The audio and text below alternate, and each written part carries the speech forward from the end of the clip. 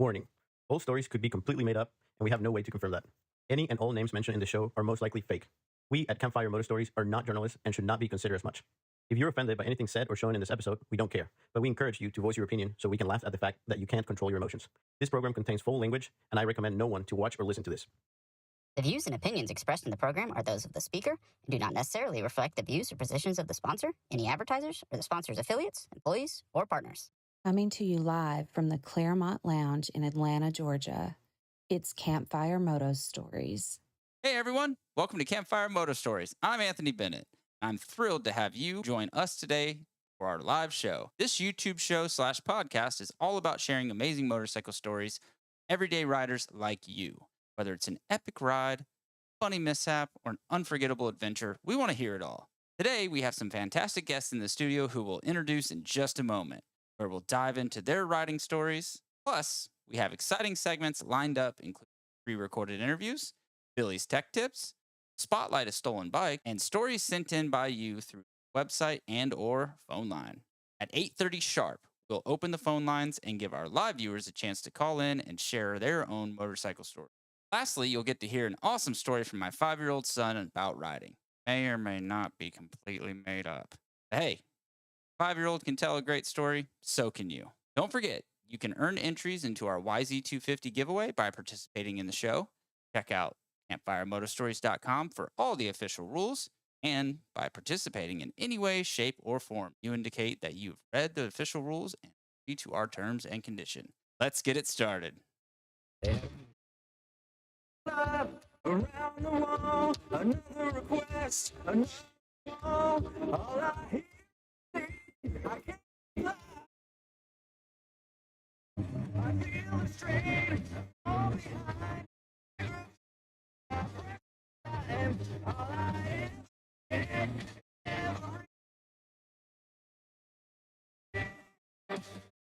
so straight.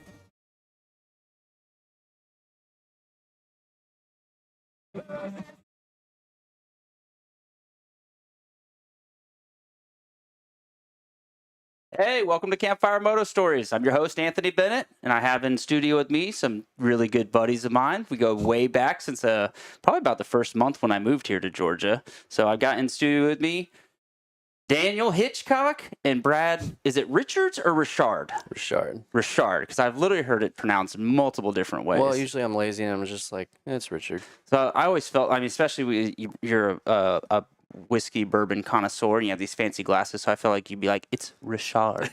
Exactly. Your pinky out kind of thing. You pronounce it Richard. Yeah, Richard. All fancy and shit.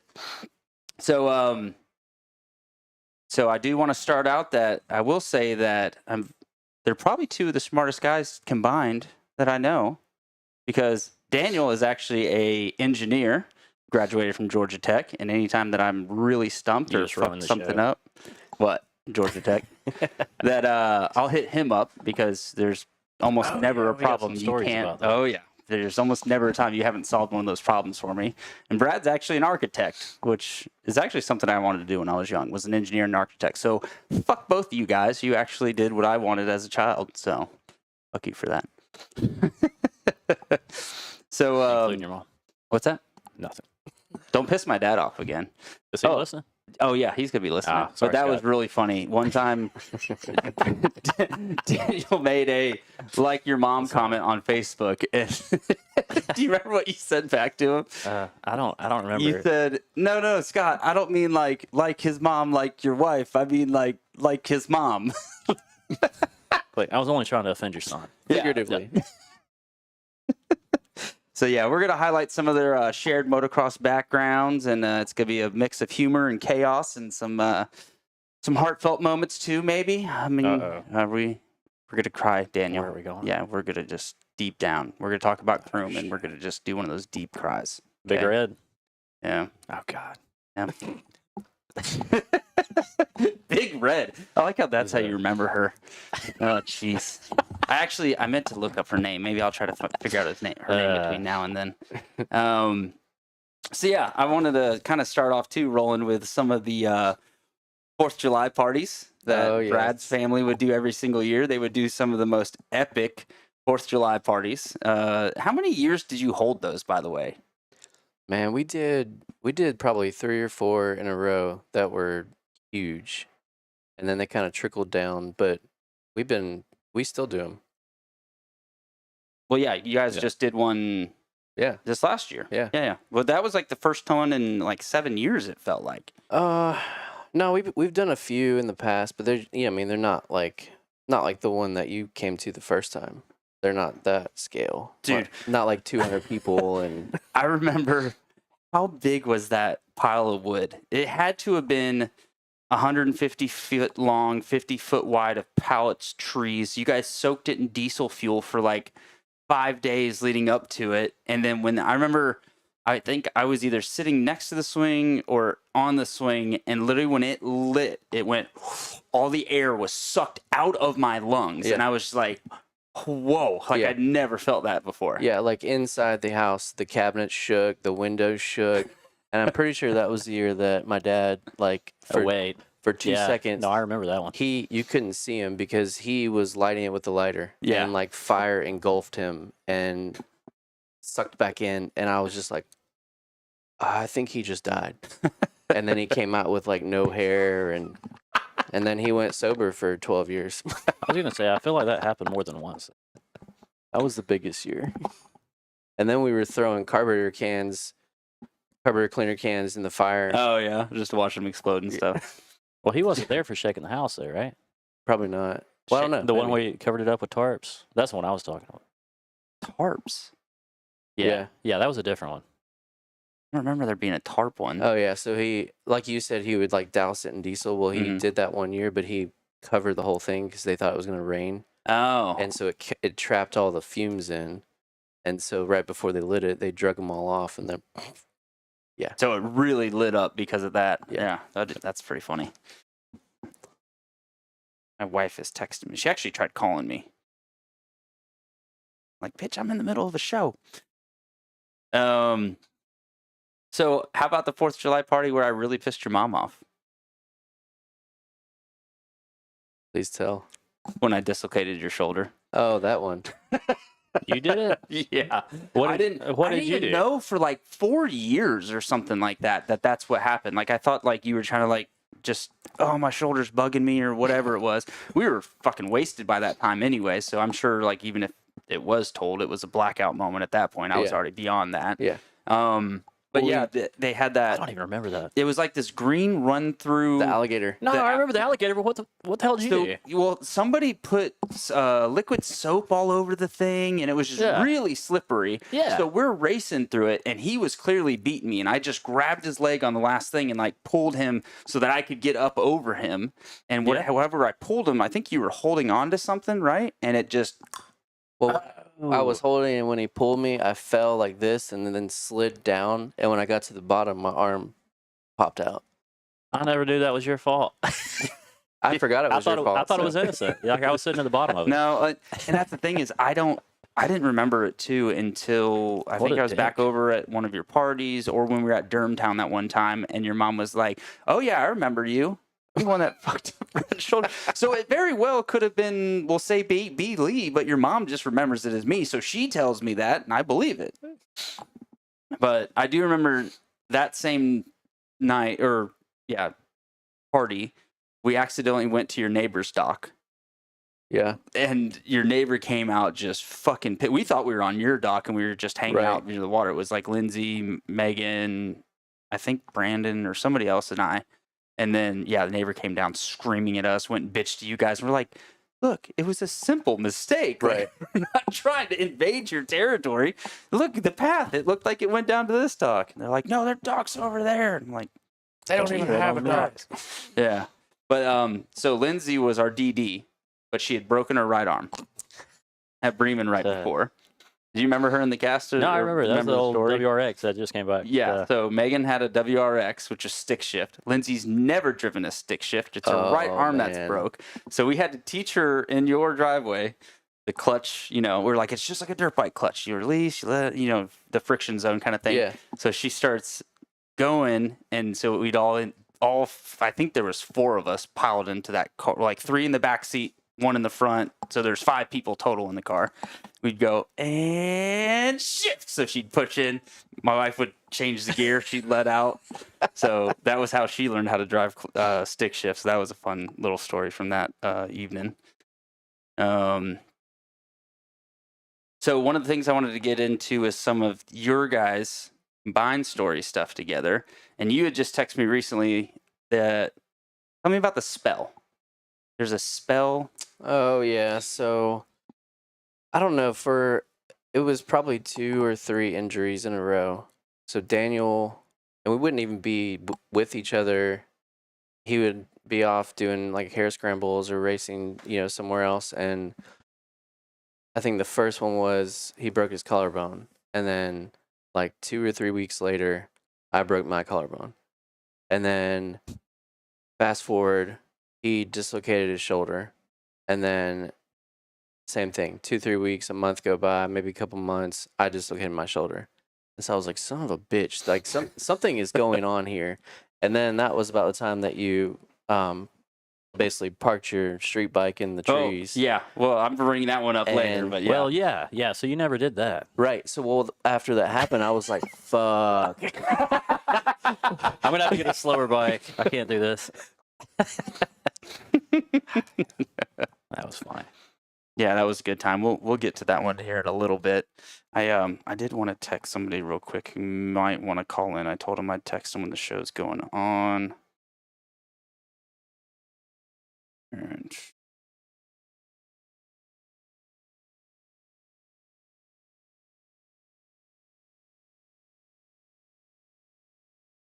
Need some Jeopardy music.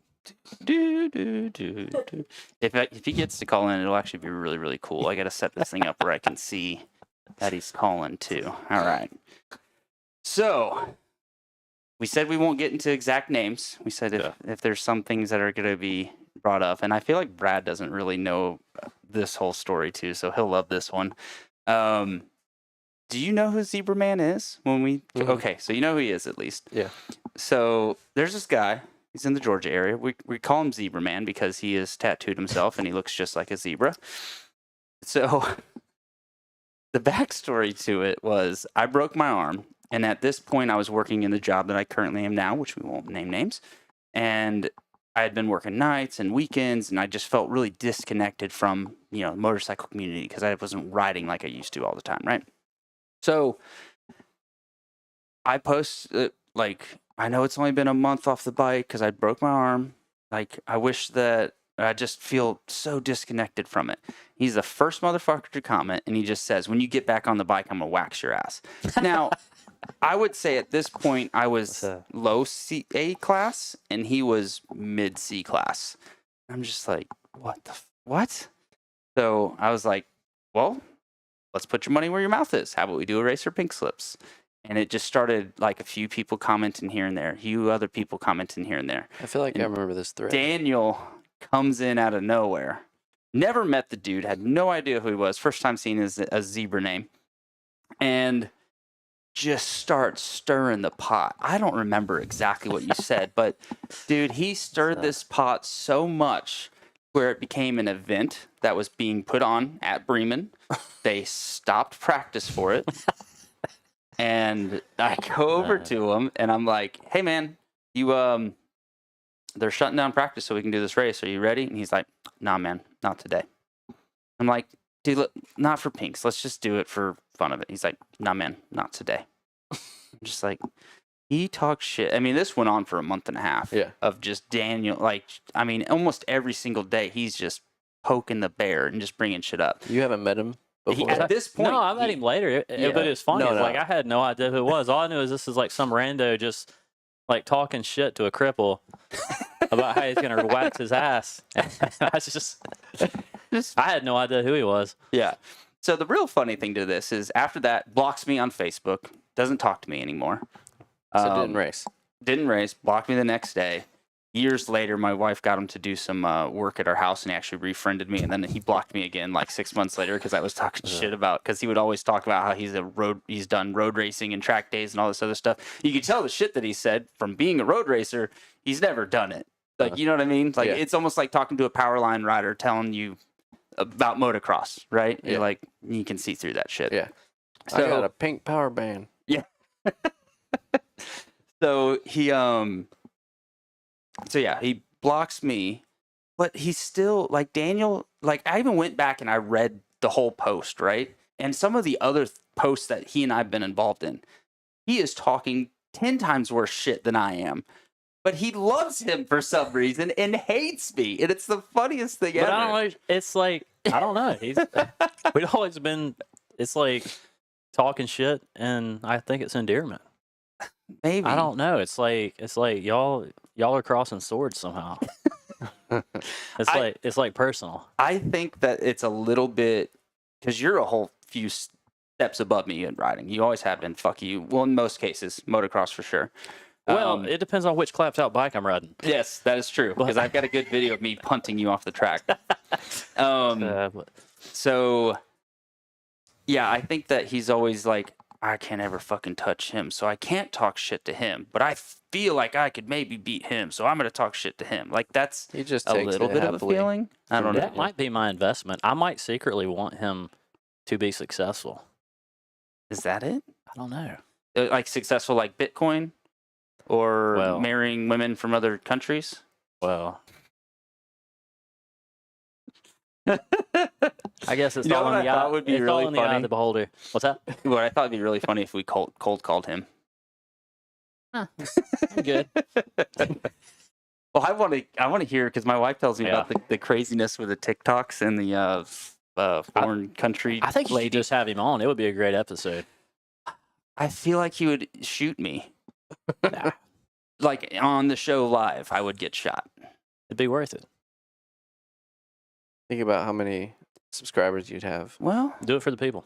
if I survive, it would be very beneficial. And if I don't, my wife gets like $1 million in life insurance. So she might want to set this up. Possible. We'll go back to that later. Revisit that later. But so also I wanted to talk about the time that I don't even know how Brandon and I did this, but there was a buddy race at Monster Mountain that one time, and we somehow shit. talked I forgot about that Zebraman and Daniel to be a team. And but a buddy race is at Monster. It's actually in the woods. They go onto the GP track a little bit. It's mostly a hare scramble. It's put on by Seika, but they we figured, because Brandon and I are about the same speed. Zebraman's down here, Daniel's up there. It'll balance out and we'll be together, I right? feel like Brandon's not here to defend himself on that one. At the time, Brandon and I were about equal level. So Fuck you for that. And so yeah, damn it, you really fucked me up with that one. That was good. no, I know exactly what you're talking about, because y'all agged me into it Yeah. because I don't remember why. Did we place a bet on that somehow or no? No, we didn't place a bet on it. It was just shit talking. But basically, I hit him up to go down there and ride with me, and I just didn't think it could have possibly turned out as bad as it did. Like it just. Oh, We were not a solid team that day. no. And you remember what happened with his bike? Yeah, you had a fucking ant farm in the airbox. Is that what it was? Yeah, I've never seen anything like that. So wasn't he out practicing on the GP track before the race and the bike was running fine, and then right before it was time to go start the race, his shit wouldn't fire? So you guys had to share your bike? I don't remember that bike ever starting. It was the Suzuki, I think. Yeah, that's why I wouldn't start. And goddamn, I don't remember what year this was. Had to Nah, been for real, like- 2015? 14? It's been a while. But yeah, so do you remember what I told the lady at sign up? No. The sweet old southern lady saw his zebra stripes, and she goes, "Is that over your whole body?" He goes, "Yes, ma'am, it is." And I said, and this is, you started calling him after this. I said, "All the way down to the candy cane, ma'am." And she was just like mortified. Like her face was just like, Ask, don't tell. So he really had an ant farm in his airbox. I've never seen anything like this. Like he was sitting here tinkering around with it, trying to get it to start, and all I remember is pulling the seat off, air filter, and it was just shit everywhere. And it was not that old of a bike. I couldn't believe it. No, and I But- think he got it used recently. From I think somebody. you're right can't about remember him who. getting the bike running, but I believe it was after the hair After- scramble or and after we went it was back over, out. and then went riding Yeah. on the. And you're like, oh, Later. now it fucking works Yeah. perfect. After you smoked your My clutch. clutch is still fucked up. Let's not talk about clutches. Oh, is there a clutch story we Yeah. need to talk about? That's not my fault. You can't leave shit stock. Yeah, Daniel roasted the clutch in my FRS. So it was defective. Oh, the car. Yeah, Okay. just got it built and is putting out 400 horsepower. You know, they're like tiny little go-karts. And I was like, check it out, see what you think. And he just like just No, running through the there's gears. no way. And then I got back in it and it was slipping like third through fourth gears. Just and I was just like, I don't understand. And the man can fucking destroy an anvil was- in a sandbox. it was So already- give him that. It was already gone. Yeah, well, it was his fault. I'm right? sure it was slipping coming into the driveway. Yeah. They did say that it was too powerful for the clutch they put in it, so they had to make some weird hybrid thing. I But, mean, 400 the wheels on FRS. I mean, you're asking for. The thing weighs a little bit virtually of damage. nothing, too. yeah, like under 3,000 pounds. Yeah. It was fun though. So, did we finish everything on that one? I think so. We ended up lapping you guys. That's how bad it was for you guys. I do remember that. You didn't lap me, motherfucker. Your team. That was your team that we lapped, sir. Okay, maybe But, the team. Maybe Yeah, old Zebra Man. I guarantee we would have both been in the trees if you came up on me. Yeah, that wouldn't surprise me one bit. All right, so you already hinted on this one a little bit. So why don't we talk about that whole street bike incident at Bremen? I don't remember it. That's been so long ago. Don't do this. You know what happened. What? You got to refresh my memory. Which So- part of it? I didn't even know you then, but this was the night that you took your street bike. What bike was it? Was it 900R Honda or 929? No, it was 600. It was a 600? Yeah. What, a CBR? Yeah. Okay. So you took your CBR 600 to Bremen to watch a Saturday night Moto Madness race. What year would this What have else are been? you gonna do? What's that? What year would this have been? 06? 05? I don't remember, but it was 05. Okay.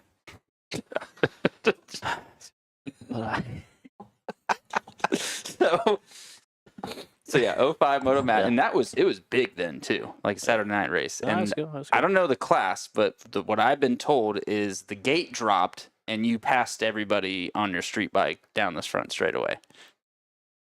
Obviously, I would Something imagine along C those class. lines. And then did a full lap. What'd you do with it? I believe I was supposed to pull off, but yeah, I kept going. I think I was supposed to pull off at the first turn. How did you Bone- manage to keep that up through all that loamy Bremen It was dirt? pretty sketchy because I mean they smell like crazy. Were yeah, you but, were you or were you not wearing clothes at this time? Yeah, no, that was a different day. Okay, Um, I don't know that story. Brad, why don't you elaborate on that one? I don't. he know. wasn't. He I wasn't. wasn't there. I just heard some things. You got one of the witnesses over there. Joey. Yeah. Well, we had one of the witnesses over there. Tell no secrets now. But Yeah, it's a full lap, and I don't remember anything except about how ugly the first straight was because you know how deep they plowed that. Oh, You can yeah. imagine taking a 600 down it, and I had to commit. So I mean, I was bouncing the rev loader down.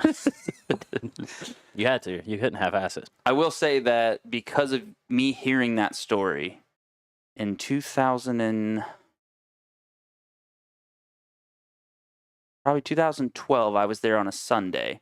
I had to go to work, so I rode my bike there. Like met some buddies, they brought my bike and rode, and I was leaving from there to go to work. And I did a full lap on my 636 ZX around the whole thing. But it wasn't plowed too deep and wasn't that It was dry. like the hard But I type do is. remember going over the Mexican jump, and I didn't go just fast enough where it caught the bottom of the fairing, and I just heard, and I was like, ugh, but the bodywork was already fucked. I already crashed. Well, it. see, that's the thing. So- So we didn't go through the Mexican no, because it was night. There's no way you'd be able to. No.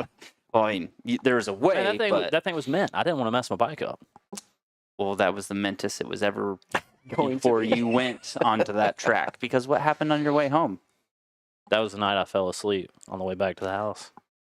Fell asleep my ass. You would not believe because I got up at 5 o'clock in the morning. Went out. so you were at working. 180. That bike won't even do 180. You were at $160. and you fell asleep. That bike wouldn't even do $160. What? 600 will do $160. Nah, that one wouldn't. Because you roached the fuck out of it at Bremen. They're just not. No, maybe like Was the clutch slipping on the way home? your full mod road racers might. That bike wouldn't do it. All right, $140. Is that better? No, I was doing the speed limit, but I just forgot to stop for the corner. Bullshit. Is what happened. No, you Yeah. told me that. The story that I heard from you was you were tapped out. There's no way. And you were doing whatever speed.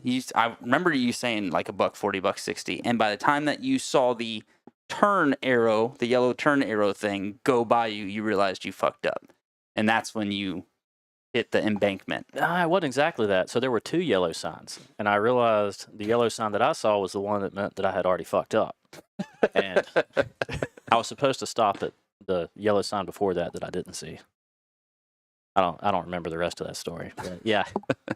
Yeah, it all comes down to paying attention to signs and making sure you're counting what's there. All right, so you're telling me that you were not hauling ass. You literally just were dazing off I was exhausted, man.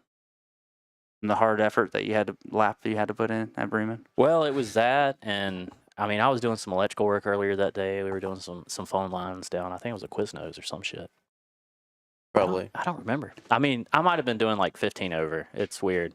But it was, once you come into a corner like that in the last second, it was just so hard to slow down. Well, it was a super sharp turn. Yeah, and it was. And right after it, you made the left onto His road. Edam Yeah. Road. Yeah. And like Yeah. a sharp another left. So I Yeah, remember yeah. that one. So at least you I mean, I almost made it vaguely home. remember it. You might be right. Well, everybody says that, your worst accident's like within a mile from your house. So. Yeah. I mean, I remember it's hearing true. that in high school, them saying like most people die within an accident a mile from their house. And I'm like, that doesn't make any fucking sense to me. Because imagine all the people that die on the interstate. They don't live a fucking mile from their house. Like that can't be right. You know what I mean? But apparently, No, it's true. that's an awesome feeling when you see what's not your breaking point. And It's almost like when you see that was the landing of the jump, and Yeah. you're still 20 feet in the air. Right. no, I remember it was well over 100 feet full stoppy, and it just wasn't having it. Yeah. So Isn't that why you got the tats on the arm? what's that? Was from that crash? The still here, Well, died trying thing or That whatever? was because I always heard everybody regrets their first tattoo. So I got 2 of them at the same time, and I don't remember which one was first. Okay, I can get behind that reasoning. But yes, I think it came after that wreck. Yeah, that's what I recall being told from It was that. around that time. Yeah.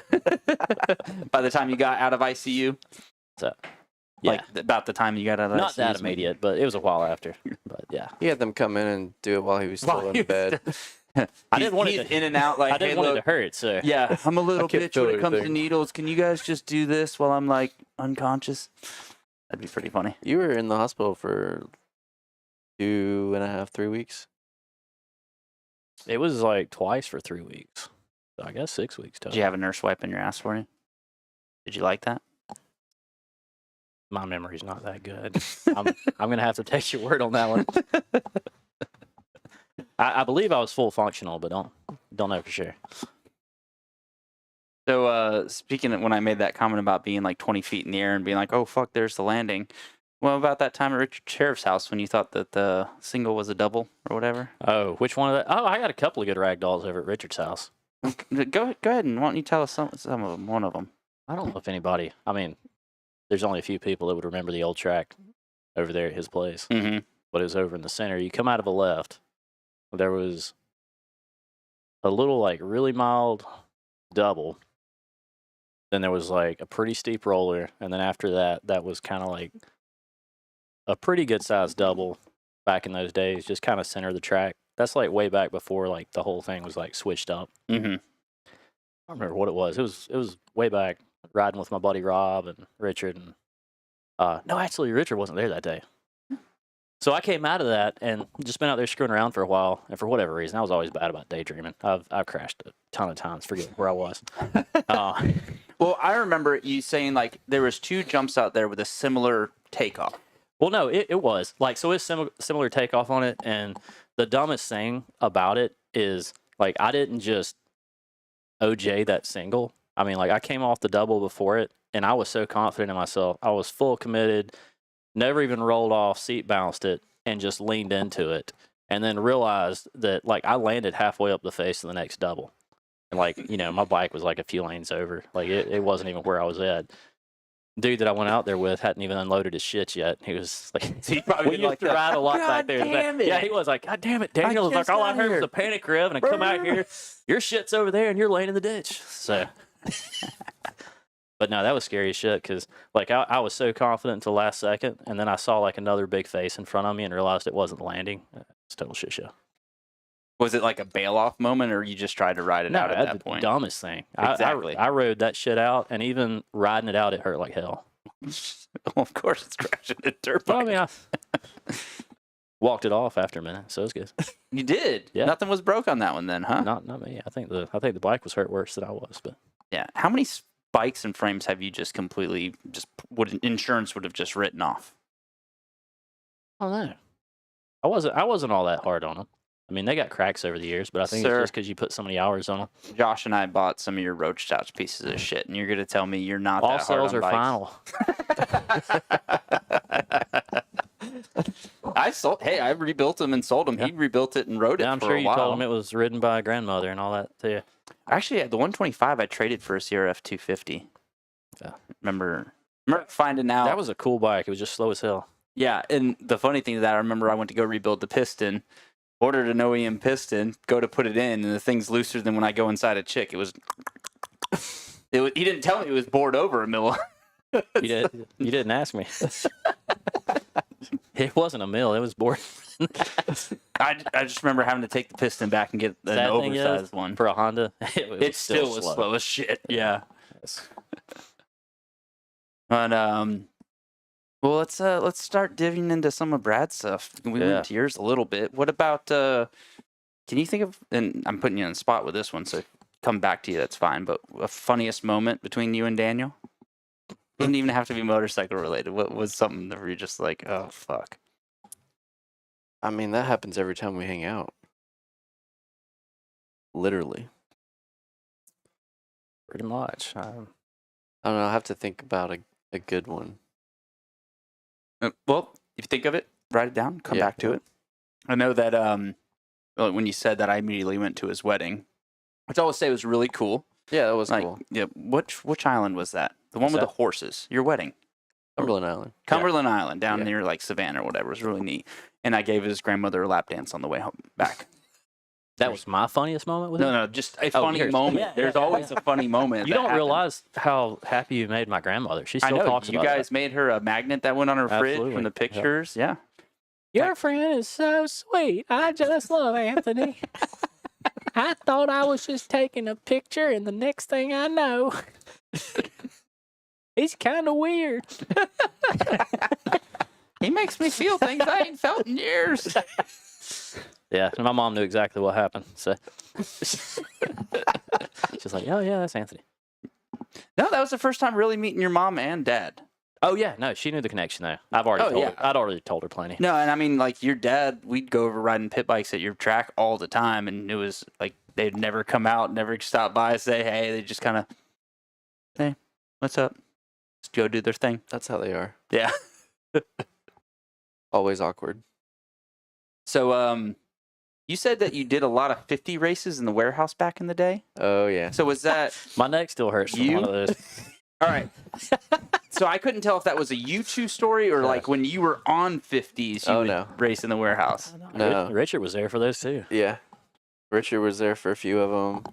No, my dad had that warehouse in Douglasville. Still does. And it's like a, 10,000 square foot, probably. Yeah. And so, like, it's where he has, like, tools, material, all kinds of stuff stored. He's got these huge racks, and they were all out in the middle of the floor. So we, coming close to, like, Christmas time for New Year's Eve, we would always go out and clear out the floor and move stuff out of the racks. So we'd make these, like, 50, like, we had a JR, we had an XR, and then Richard brought, it was some... He had a built XR. Yeah, he had a built XR. So we had a few people that would come out there, and it was basically just because it was concrete, so it was like flat track 50 racing under racks between equipment, And then one year we built like some ramps. You'd haul ass outside through the parking lot and then hit a loading dock and jump back into the building. And somehow Daniel on a JR beat all of us almost every single time. And we're like literally on 50s, Z50s with like 3 gears, fucking, and he's just pinned on the JR, never lets off, just flat tracking, sliding everywhere. I Beats all will of us. say those JRs did suck for the most part, but if they get going, Once you they get will, going. they will get Yeah. going. It's like Bowser on Mario Kart. You just got to stay in it. And there was this one year that we had like some old equipment from a store, and remember it had like the metal doors were on it. Yeah. And somebody It wasn't me, but I remember somebody cleaning it. clipped the door so it popped open, and then the next person that was behind him just drilled that door and just. We did that for a few years, and then one year we had a huge pallet of sheetrock, and we put pallets up on top of it to where we were trying to like tabletop the 12-foot, shit. like 5-foot tall pallet sheetrock. And was it you? Yeah, it was you, right? Yeah, it was probably me. Yeah. So the landing, most of us were just kind of hopping up on it. Your elbow's about to take out your whiskey there, sir. We were hopping up on it and then like hopping off, and Daniel tried to clear the whole thing, but I think his back wheel caught the pallet and it knocked the pallet off. So he just vertically straight down on the 50, just cartwheeled it. That's straight the one into the concrete. That's the one my neck hurts from. Almost You like diving remember into the shallow end of a pool, pretty Do you much remember at that point. the cops rolling up there? Yeah. That was probably from JoJo outside hitting it. No, it's like one night they came. Yeah, well, they came rolling up there, and we thought we were all about to get in trouble. They can't do anything. They're on private property that your parents own, right?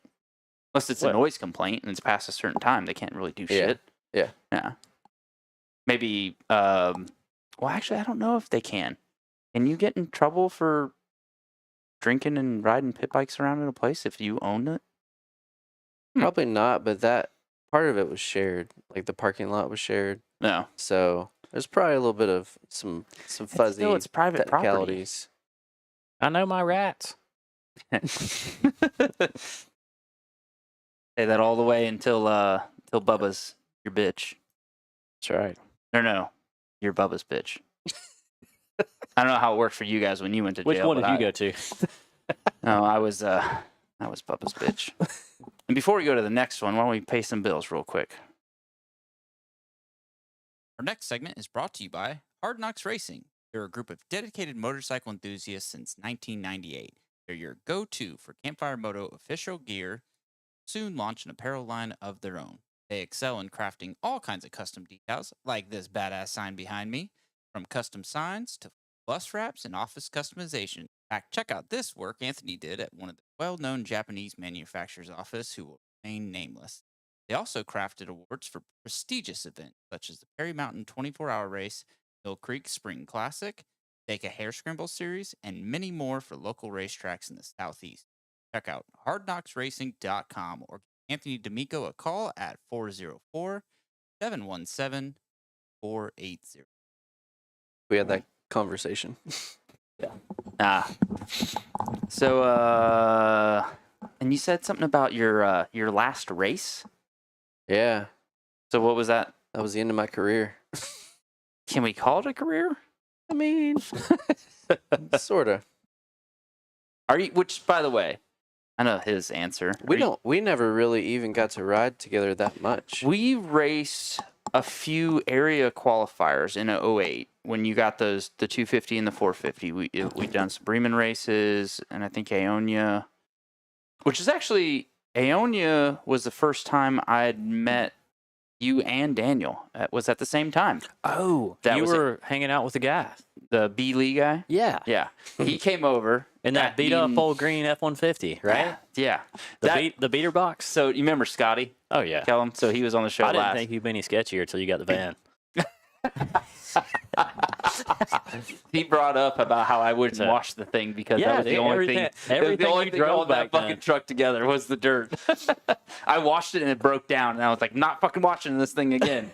I had to like replace the cats on it like, the day after I took it to an actual wash. The rain washed off the dirt for me. I didn't need to fucking wash it. Because here's the thing: if I washed it, guess what I'm doing the next few days? Going to the dirt bike track. We're just gonna get fucking dirty again. Right. What's the point? So it's like wiping between every turd that drops. Stupid. You don't do that. It's a good do? analogy. I remember one time a dude who was like a super neat freak was bitching about me not washing my bikes every time that I rode. And I used that analogy on him. He's like, that's the dumbest fucking analogy I've ever heard ever. That's stupid. Like, just got pissed off at it. He was fucking kook anyways. But, oh, the last race. I'm like, wait, where were we on this? Yeah, no, it was, it's kind of like that time where, I mean, you haven't accepted it yet, so you still try and ride and race, but I accepted, like, I'm almost, if you don't have a factory ride at this point, like, you're not going anywhere. So that was like my last hoorah, was trying to work, train, buy bikes, buy parts, like, and then at this point, because I think I was 20 maybe, my dad was like, yeah, I'm out. So, which, I mean, that's fair. Okay. Yeah. Yeah. So I was like, all right, well, I'm doing it all, and I'm gonna go pro. Like my whole career, I was borderline A. Like I could run with any local A rider, and usually, No, you were fast. Yeah. but like nationally, Were. were. Yeah, I'm so slow I can't even ride. But so that was like the last thing. I was at what's that crappy track in Dalton? I know, Lazy River. Lazy River. Oh, Yeah. shit. Oh, yeah. Remember I was saying to not talk shit on things? No, I love that track. No, I wasn't talking shit. No, I was just honestly- helping him remember what No. he said. Yeah. I've said it. I Yeah. for Actually, whatever reason, I've hate had a that lot of track. fun there. I mean, it's awesome dirt, but Yeah. I hate the track because I get hurt almost every fucking time I race there. Bingo. And it's not the track. It's just I have Well, the weirdest shit happen to me there. the dirt there is so similar to Calhoun. Yes. So like it gets polished hard pack asphalt, like not even halfway through the day, and then they water it, and And then it's owl shit after that. Yeah. it's just an ice rink. And when you have one of those days where you're just not on, and like That's every time that I ride, but Oh. go on. Yeah. So like I started to figure it out as I was racing. Is like if I'm having an off day, some bad shit's gonna happen. Mhm. So it's better just to be like, yeah, I'll just waste the $300 and call it. Well, it was an area qualifier, and you were there, right? yeah, no, I was Yeah. at the race. Yeah. And went out and practiced. I think something was wrong with my chain. My chain might have broke or something. So we came back, had to work on the bike. What year would have this been? 08 then? No, this would have been earlier than that because this was like 04 or No, because this is well after I was out of high school. Oh no, that was a different trip there. Okay, never mind. Different crash. I've been there a few times. No, I'm pretty sure this was maybe 08. So yeah, because the 08 that you still have them, the 450 and the 250 were Still those the 450, but I have the yeah, 250. the black Yeah. whatever edition that came out in 08. Yeah. So that's the last because I remember you kind of being like, yeah, I'm really going for it this time. We Yeah. bought 450, we bought a 250. We still got the piece of shit RM 125 and 250, but I'm going for it with these. Yeah. So Which it was. do you know how many times I've bugged you and your sister about getting me those fucking bikes so I can get them running for you so that when I text you guys, hey, we're going to Durhamtown, you'll actually fucking come? Dude, I'll tell you the code to the garage. Go pick up that 250F. Go ahead and tell me that code to the garage. No, but it so it was either Let me get the code of the RV garage. I don't know that code. I think it's fucking sweet. I know. No, it was either 08 or 09. Yeah. It might have been like the beginning of 09 for areas. That's probably what it was. Yeah, that one makes sense. Yeah. Because I got the 08s and then was training race 09. And but yeah, so that was the last race. So I was I was riding like garbage that whole day. Was your dad just screaming at you too? No, I think he'd like matured a little bit. Was he one of those screamers? Yeah. Okay. I I could see him doing it. got a story about that. All right, that was we'll touch on terrifying. that. But Well, here's one thing that I do want to ask. When he was screaming, because I think this is one of the funniest things ever. We know Herbert from Family Guy, right? Say, boys, you like popsicles? Your dad whistles so bad when he says his S's. You notice it? When we were at I Durhamtown feel like the he last used time. to. Does he not anymore? I don't feel All like right, well, he a few does. years back when we were at Durhamtown, he's telling stories. We're sitting around the campfire bullshitting. Yep. And literally he's just, yeah, back we were racing, Stuart, he would park with us. And I'm just like, the whole time, I'm just covering my mouth, like trying not to laugh at his whistle I with know, his yeah. S's. Yeah. No, I think somehow he stopped that, but then he picked back up the you know what I mean. You know what I mean? Know what I mean? Know what I mean? No. I'm like, I have no idea what you mean. No idea. What do you mean? We talked. What do you mean? It's like, what, you know what I mean? I'm like, fuck. No, Wait, is but that like a Tourette's thing and we're making fun of him for that? That's fucked up. it's possible. We're not going to stop making fun of him, but I'm No. just saying it's fucked up. But yeah, no, this I think I went out like one moto, did terrible. Second moto, the dirt was getting nice and polished over, and they're like, bring out the fire hoses. And they spray everything down, and I remember sitting on the gate thinking, well, this is gonna be a shitty race. And I was getting lapped by A class. Like, that's how bad I was riding. And so it was just an inside corner. I went through the inside. A rider was on the outside. So I was trying to stay out of his the way, line, yeah. right? And so I go up the face of this jump, and I mean, I probably wasn't even 3 feet off the ground, maybe 4 feet. Just kind of rolled out, seat bounced off. Well, he came out of the outside, and when he hit the face of the jump, he washed out. Ah. And so we hit in the air, and it was just the right fall and landed on my shoulder. And so The when one that I destroyed? the one that's been destroyed 100 times. but I got up and I thought that it was dislocated because it was like hanging so far down. And so, I'm like, okay, I'm trying to set it. So I'm sitting there like trying to put this thing in place and nothing's happening. And then I'm like starting to get nauseous and I'm like, this isn't good. I don't feel like I'm going to pass out. And so paramedics came, rode out on the 4-wheeler and got off the track, and she cut the jersey off. And I swear the nurse or the EMT, her face went white because she was like, it's not your shoulder. And like, I shattered my collarbone. So like the whole time I was trying to set my shoulder, I was just Destroying it? fucking moving pieces of my Oh. bone around. So like all that shit was like sticking out, jagged, all over. I mean, hey, I got mine still sticking Right. up. Yep. So He that does was too. like out of all the injuries, everything I've broken, all the million times, like that, I bawled. Like that time I was like hyperventilating, like I was about to pass out. I was like, What's up, buddy?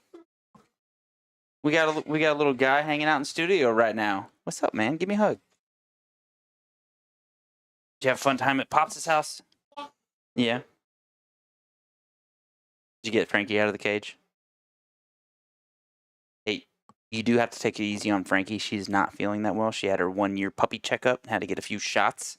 She's acting very strange, so careful, like picking her up and giving her hugs, okay? All right. You remember Daniel? I don't know if you've met Brad before. I don't think so. Say what's up. Give him a high five. Actually, hey. Daniel. That's Daniel. That's Daniel.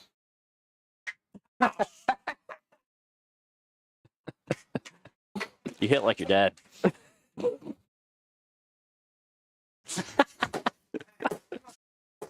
Oh yeah. Hey babe. That's Brittany. Brad's wife. Hey, don't move the camera around. The angle's still good. Yeah, you guys still look ugly as shit. Yep, still good. I can't fix that. Yep. Nothing can fix that. Not even cosmetic surgery. You need another beer too? You good? I'm good. Yeah, that was So that was it. That was the was last it. 2 Raw. that was it. Yeah, Did you have to get it plated, put back together? yeah, well, I guess wherever we went, they were like, you need like a serious specialist for this, which, you know, I love learning about biology. So who knew that like all the nerves from your neck run through and around your collarbone to your arm? I didn't. Dude, I will say, with the first collarbone surgery that I had, actually the only one, I just broke it twice in the same year. Dude, like when the nerve block wore off, that pain was something else. And I've actually helped a lot of people with like shoulder surgeries and collarbones since then, where I'm like, hey, you're going to feel great after surgery. But I'm telling you, about 3 hours after the surgery, start popping a few extra pills. Because if you don't, you can't get in front of it. Like it's too late at that point. And the pain is just so bad. Yeah, Like- no, it was awful. I had to wait a month for surgery, Oof. and like, You left-handed? no, Okay. So you could still, do Yeah. what you need to do. Okay. yeah, that's do all fine. the things you need to do. Yeah. But I mean, they were like, they sent me home with a bunch of Percocets, and I don't remember that month at all. Were you just crushing them up and just... Yeah, Yeah. I was not there at all. I But heard Daniel likes to do like the rectal things with his... It What's does different things. It feels different or something. Didn't you tell me that at one point? I think it's a different Daniel. I don't. You did I don't not just remember run the this story. fuck with you. yeah, but no, So- a plate, 7 screws. One of the pieces of bone was like so crumbled up that they were like, we use surgical twine to wrap it together. I'm like, what the hell is that? I don't even think I've Put heard of some that. straw in there, like. Yeah. So yeah, so I mean, it's all good. Just I will never know if I'm having a heart attack because this arm goes numb all the time. So you're talking about nerve damage and all this other stuff, and I did want to bring up the time where we did that Durhamtown trip. Yeah. And I destroyed. Is that because of that I destroyed your back and you couldn't walk normal for 7 months, or was it honestly, like, I kind of don't. Once again, this is almost like the fucked up shoulder situation. I fucked you up really bad, and I didn't know about it for like months later or a year later. I think I text you guys like 6 months later, like, hey, we're going back to Durhamtown. You're like, I can still barely sit down because of what you did to me in the side by side. No, it had nothing to do with that. So it was already fucked up, and then I talked you into going to the ride and then jacked it up. I really don't think the side by side. It was already too late at that point. Yeah. No, You were in some pain. I could see it on your face. You were just... Yeah, it was really bad. I was like starting to have kind of some flare ups, which I mean, I'm sure it's an injury from racing. Just, Yeah. You don't really do anything with stuff until you have to. And no, it was, Durhamtown had like a straight rhythm Red Bull course. Yeah. Did you ride that? Yeah. Yeah. So, and plus I hadn't rode in like a decade, really. I was going to say, it is a Yeah. long time. Yeah. So it was for my sister's birthday, and That's right. Yeah. so we go out there and we're all like, we hit that, I guess it's a sand track. I don't know. MX2? Yeah. Yeah. So we rode out there, we rode on the hard pack track, and then we were messing around with some trails, and then I went over to that track and I only did 2 laps. Like, did the first lap, and of course, like, it's muscle memory. You Yeah. you get back on a bike and you're like, oh yeah, I can do all this. No, you can't. Yeah. Your timing's off, like everything's off. So I did 1 lap, did the second lap, and was like hitting the whoops, like seat bouncing and stuff. I was like, yeah, this feels good. Railed the corner, hit a double. Next double, I thought it was a different double. Oh, you pulled a Daniel. Yeah, just came up just so short on it. Oh, and- no, you did the opposite then. right. Yeah. Well, I mean, either way, we both hit a wall. So, Yeah. but that's what did it. The past 3 to 4 times I've been out there, those things have been closed. Really. Yeah. And I kind of was wondering why, because Brandon and I went out there one day. He had just quit working at like Enterprise or something, and I called in sick like on the way there. And we literally had the absolute most fun. It was like a Wednesday, just doing the straight rhythm thing. You're talking about the straight rhythm? Yeah. I heard they were getting more progressive. Was that like a pun or a joke that I just didn't pick up on? Yes, it's too. Okay. Look, I don't have the Georgia Tech education that you have, sir. Which I was gonna like name drop if you went to like a prestigious school too, but I figured you got your architect degree at They like don't teach you jacks know at Tech either. I'm just gonna say. what's the engineer shit? There's mechanical, and then you would talk shit on one of the other ones. You guys would call it imaginary engineering. Industrial engineering, you would call imaginary engineering. I just remember you talking shit on engineer one time. It just brought back a memory of that. That sounds like me. No, we both went to Southern Poly. Yeah. He just transferred to Tech and got his engineering degree there. I do remember Southern Poly. They got bought out. Kennesaw. Okay, yeah, I was gonna say they got bought out somebody not too long ago, because that was across the street from one of the shops I worked at. Mm-hmm. All right, so I hit on the side by side, throwing out the back. I was curious on you had a really awesome backyard track at one time. Yeah. You had an okay one with some sketchy ass fucking jumps before you turned it into a pit bike track. I've seen pictures. But you never saw when I had a track. We didn't even meet when I had tracks. well, I've got some pictures that I saved. I was was done curious. by the time we met. Yeah. Who's had the worst crash at your track? At his house? Yeah, at your house. I feel like there's a good story there. Remember that thing about false neutrals? Oh, is that so? Was it you that had it? No, Daniel. Oh, my fault's neutral. So there was 2 significant injuries from false neutrals at that track. Yeah, I forgot about that one. Yeah, it was like when That was pretty awesome. it was when we first started like really riding together, and because we've known each other so long, and this is the first time I ever heard him say the F word, because like that's how young I was, and so it was just this tiny little bitty downhill double, like you could probably hit it on a bicycle, and he came out of the corner and hit neutral, and just nosed into it, broke both his wrists. Oh, I didn't know see you that. snapped both wrists. You know, if I'd have been nose down, it would have been different. But it was the perfect angle to where, like, nosed in, it didn't go down, it didn't go up, it just fucking stopped. Yeah. And it was. So did the wrists go in between both levers and then snap kind of thing? I was still holding the bars because I rode it out. I didn't crash. Oh, so it was. I just That have to. snap I just have when to it claim that I rode that out. I didn't crash, but yeah, I broke both of them. Yeah, he rode That's actually- and stopped and fell over on the. So he's just like Side. T-Rex on the sides, just screaming. No, it was only one of them was folded up. So it was my left one was folded up, but the other one was broke, but it didn't bend. So who had to wipe for you after that? Was it Brad? What do you mean? I didn't show you what I can do with my feet. No, I want to see that if that can be done. we can work on it. All right, But no, I was still. we're gonna sufficient. call this After Dark. It's called when Campfire Moto Stories After Dark, where you're gonna show us how to wipe. when you go to the your ass. emergency room and you're that screwed up. Fortunately, when you have a smart doctor, they set your casts at 2 different angles. So you have a front arm and a back arm. Huh. So, I'm pretty sure I've mentioned this on the show already, you but should be able to figure out the rest. but I literally like And that's why you walk around like this, like one's bowed up and one's in. it looks like you're always posing for a picture, like, hey. You're always dabbing. Did it have like the braces too on each that? arm? No, I didn't have that. No. I was just full, but it was like almost like shoulder casts on both sides. Oh god. I mean, it sucked. That's one of like a fear that I always had as like a young kid, because at that point you gotta get your parents to wipe your ass for you in most parts, right? I wasn't having that. No, it was. I'll figure it out. I'll I build would let something your in grandma here. wipe my ass. You did? No, I would let her.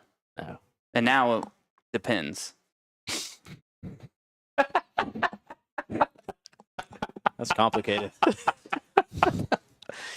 No, but that was the deal for Megan and I to start dating. Like, What's that? you have to understand, I'm probably never going to stop riding dirt bikes until I'm physically enabled to. And if I break both my arms, you have to wipe my ass. She agreed to both. We started dating. And then she got a water hose. that's probably she hasn't had to do it, but You know, she probably would. you know. At this point, after having a kid and wiping fucking shitty diapers, she'd probably be fine with it. You'd be in adult diapers. I don't think you'd do shit. Yeah, depends. So the second person was Jace Lewis. He actually commented on the post that you guys were coming in. I told him to call in, Yeah. but I doubt he'll call in. But So yeah, he was over practicing at the house, and do you remember? It wasn't Well, see, I wasn't there the day, but I know exactly where he Yeah. crashed. that huge Because like double. I was there a couple days after that. Yeah, and false neutral. on the big double, Yeah, and he just nosed in, and when he did, his leg got the bars hit his femur, hit the femur. and broke his femur. So that was bad. Now, was the leg kind of just doing one of those crazy, like when the femur breaks and it's just connected, or was it kind of somewhat stable-ish? I mean, we weren't moving him, so. But yeah, like. I will say, like with the femur snap, But and he had some knee of the braces, so I think it was actually the knee brace that that did it. that did it. Yeah. Yeah, that was. Honestly, in a lot of ways, That was I'd bad. rather snap, and I haven't yet, knock on wood, snapped a femur. I feel like I'd rather do a femur than a knee. Oh yeah. And that's coming from three knee surgeries and no femur. So, I mean, I'm I not think 100% recovery's sure. better. It's more dangerous, but recovery. Yeah, because you could snap your whatever artery and Yeah, bleed 'cause out and die shit right can away. happen. Yeah. You can do that with your leg too. Fucking Chandler that Oh, one time man. at Calhoun, he Yeah. about died from that. All kinds of stuff. Do you remember any other like What is your place? crazy crashes? The rest of them I think were survivable.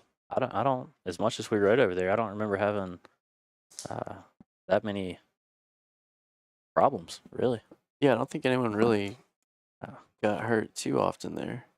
We did a lot of dumb stuff. I remember as soon as I got my cast off, I went over to Richards and broke the same damn arm again. So that was awesome. That pissed me off. All right, so what's some of the other ones? And if you guys, because we've been drinking a good bit too, so if we need a little break, one thing I always start the show with, and we kind of just got right into it, is I always like to bring up like a icebreaker moment, right? And I kind of already brought the one up. I meant to find the picture of me giving your mom and your grandmother a lap dance. Right, yeah. And I didn't, but I do have this picture that I want to talk about. I was hoping you were gonna find that. Yeah. So what we got going on here? I love that your brand new wife. Well, she's not brand new, like she's not like new, like, but pretty new. We're watching this right now. So that's Daniel on the back right. I'm not sure and if your I'm jealous face or if I'm says, laughing. "I have a boner." Yeah, is what your face says. I'm kissing Brad on the peach fuzz. What Yeah, is that? I think Black that's fuzz. Peach fuzz. And then you're getting off. At that time. And Brian looks like he's like, yes, I facilitated this. Yeah, I feel. Yeah, I made this happen. Which, in a way, he did because he introduced me to you guys. Oh wait, that's his arm there. I thought that was your arm. No, Yeah, that's a little bit of a trick there. no. Well, hold on. Brad's arm is around me. Wait, So no, that's this is Brad's arm, right? oh yeah. Okay. Look at his arm right next to you, the hairy gorilla arm right there. Are you sure that's not Brian's arm? No, because Brian's arm is here. Well, who's punching Daniel in the chin? That's what I'm saying. Like, there's extra arms. Yeah. I'm punching myself in the chin. That's a confusing picture. Honestly, this is a little bit weirder the more that we look at this. Yeah, we got 4 guys and 9 hands. Were those braces? No, I never had braces. No. No telling. Fillings? What do you have going on in there? It doesn't look like a fake kiss to me. No, it was real. What's pretty funny is It looks like the same kiss that you gave me at Daniel's wedding. and I did in the driveway when you got here. Really? Right. So I went to go give Lane Wilson a hug at Big Springs the other day, And he's like, no, get the fuck away from me. So I just grabbed him and just kissed his bald head. Oh, And then he just started, it was like fighting an Oompa Loompa at that point. He's just punching up. I ran into Parker Wilson at the Kroger down the street from me on, Saturday. Yeah. is he still up here? No, he just was randomly coming through. And I turn around and I see somebody in the self-checkout line doing this. And I was like, the fuck is this person's problem? And I was like, that's fucking Parker. So I went up and took a pic with him and sent it to Drew. The funny thing is I was like, you guys seen this before? God, I got to read this. This is really fucking funny. You guys are going to laugh at this. So I sent the picture of me and Parker and I. Let's speak proper English here. And is it that long ago? There it is. All right. So I was like, you know this guy? And he's like, I've seen him before. I'm not sure. He's like, I've definitely seen him around. I said, I think I recognize him from Swingin' Richard. Lane responded with something. And then this is so funny. Drew goes, I think I seen him working at the H&R Block tax kiosk at the Walmart at the beginning of the year. And I was like, oh, because he's an accountant now. I was like, oh, that's really fucking good. No. All right, so that was going to be the icebreaker that I started off with. Right after you explaining what the fuck happened here. What's going on here, Brad? I went trolling on Facebook to get some pictures, and you make a sexy woman. I didn't even know this stuff was still out there. Yeah, I think that's the only evidence. What is this? That was Halloween. Who's that on the left? Justin Dowda. Corey? No. Brother? No, okay. No. That's the only Dowdas that I know. Different one. Yeah, they might be related, but Probably. Justin- Isn't everybody in Georgia and Alabama? yeah. Justin used to, he raced four-wheelers. Oh, so that's actually what he normally wears then, right? Right, yeah, exactly. I don't know, we were going to some Halloween club thing, and Was this a DMXS party? no, No. Definitely not. no, it was at the compound. Oh, yeah. Justin, actually, he had to buy the biggest size women's heels at Payless and then cut the back out of them because they didn't make shoes big enough to fit.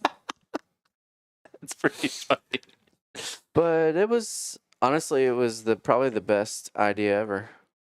Because we wore bras and then we like filled them with water balloons. Oh, no shit. And so every chick was like, your boobs feel so real. Feel mine. We're like, Yes, ma'am. okay. Your wife's right here, bro. She thinks it's funny and stupid. But yeah, at the end of the night, you're in a club and there's like a million people and you're always going to get bumped into, right? And I was like, this feels repetitive. Like, I don't think this is someone just walking by anymore. And I looked behind me and there was this black dude behind me and he literally thought I was a chick. And he, like, his face, he was just like, and like, ran. Like, he was like, ran through the crowd. Hi. Like he so was ready to spit his best line to smash that night. Yeah. And then saw the beard. Yeah. And the He's boner like- just went. like, "Well, Oh no, I feel weird about this. Blonde hair and a nice ass. And I turn around, he's like, oh my God, you got a beard.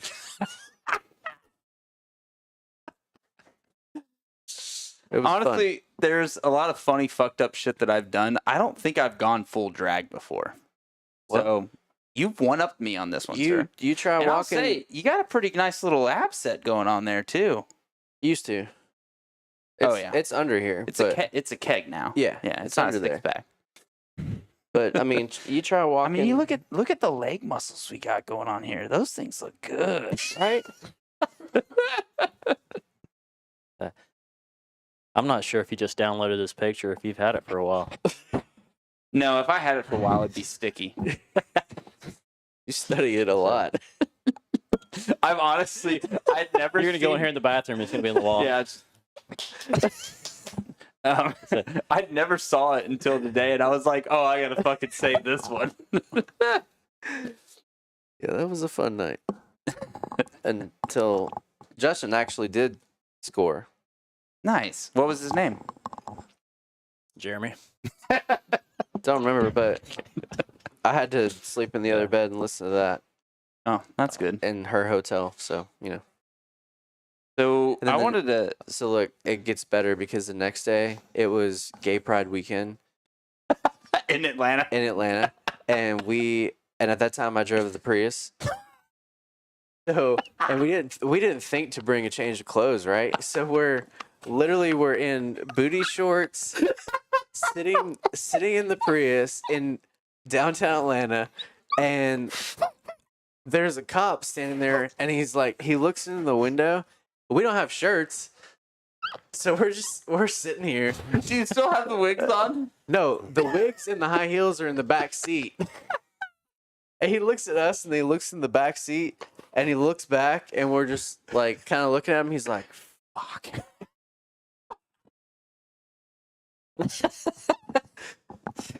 And then it wasn't until we made like two more right turns that we saw like all the like the parade stuff, and we were like, "Oh my god." It's not motorcycle related, but definitely one of the best stories that's been fucking told on this show. It was good. Yeah. Oh my god, that's great. I'm so glad I showed that. So, I honestly can't tell if this photo is photoshopped or not you guys, but I saw it and was like, what is going on here? So what happened here? I can't remember if it's like, if I got it from yours or Daniel's. Is this legit? That looks like Brad.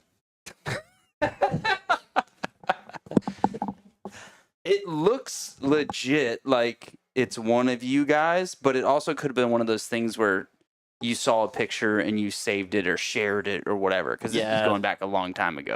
I don't recognize it. So it very well could have been you. And you just don't remember it happening to you. I just don't remember it. That doesn't look like me. I'm in front of the bike. I was usually behind it. So what about this one?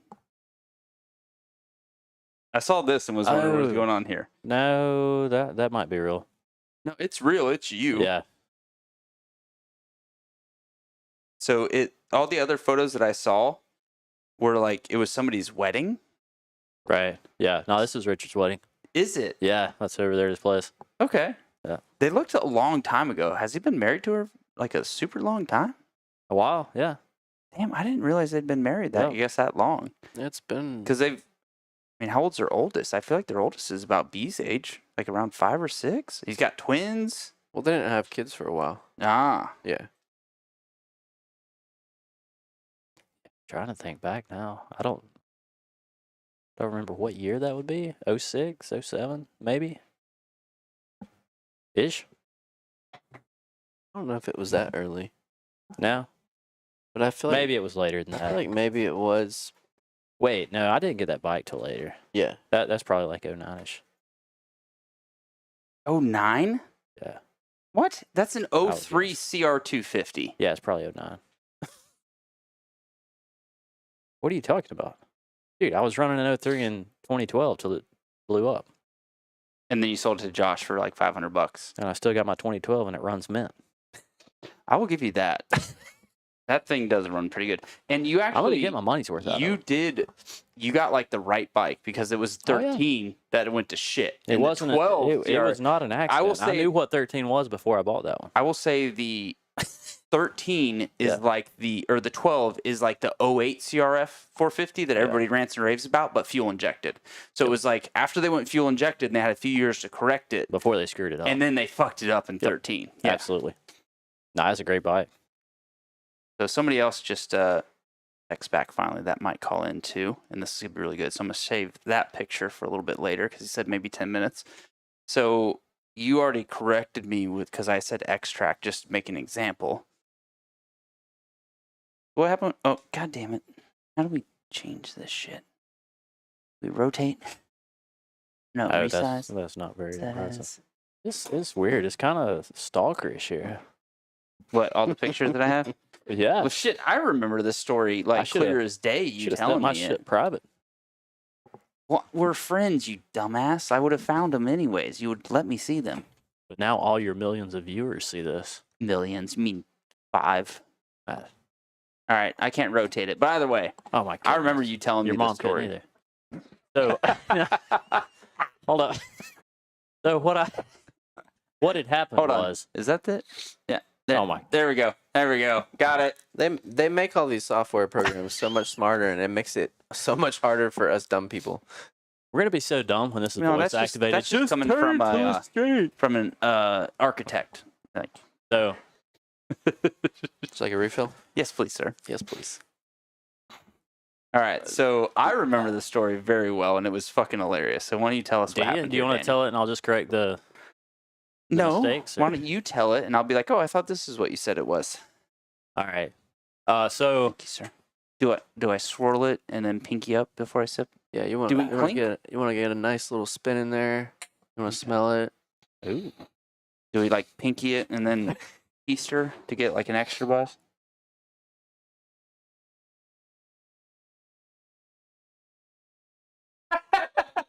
I could have just changed the camera angle. You probably could just walk in here. I'm sure nobody would mind. Yeah. So, going back to this goes back to Riverview. I don't know I never got to ride River. if you ever rode it. Nope. You never rode it? All right. One That was an awesome track. One of the coolest places ever. It was more North Georgia, right? Yeah. Resica. Wait. Oh, no. Forsaken. I'm thinking of, what's the one that Sorks used to have? Saddleback or Diamondback? Diamondback. I'm was thinking awesome. of Diamondback. Diamondback was way after this. Yeah. Like, OGs will remember the sand track at Riverview Yeah. down by the bridge. Okay. So going way back, if you remember the sand track, what had happened was See, what had happened was... I had rolled in there, and so they had like this mid track off to the side of the sand track that was just a little ridiculous. Like, not many people rode it, but there was a big triple out there, and I used to ride out there quite a bit back in these days. Really, it was like a track that they built and never finished and no one knew about. And everything was ridiculously big. Like, I've talked to a couple of people that actually like still remembered it and rode it, and like it was almost like a normal track on steroids. But I asked the guy at the gate when I came in there. Hold on. Excitebike 64 or Excitebike? Regular Excite Bike. Okay. Did your bike go? On Excitebike, yeah, exactly. So I asked the guy at the gate when I rolled in, because I was curious. You know, a lot of times I like to know if it's a terrible idea before I even try it. But I'd been eyeing it up. I was like, I think I'll make it. A big And- triple. Yeah, it was. Yeah. I mean, it was pretty big. And so I'd ask the guy, I was like, you know, is anybody getting over this on a 125? It was like, oh yeah, I was down here the other day. It's like, yeah, people are hitting it all the time. It's like, you just got to commit to it. And you know, the only reason I asked him is I was like, I just didn't know if a 125 was going to get over that. And so I don't know what I was thinking that What day. year would this have been? I mean, That that's like would've an been- 01 RM? That would have been 2000. 2000. Okay. Yeah. So went out there. 125. I had a stock pipe. I had I had so much confidence because the guy told me, it's like, you know, apparently everybody's sending this thing. It's nothing. It's just all you got to do is just lean into it. And so I got out there, got till I had, and the worst part is, like, you didn't have a long run at it. There was like a reasonably long tabletop before it, but then there was kind of a somewhat short run up to the triple.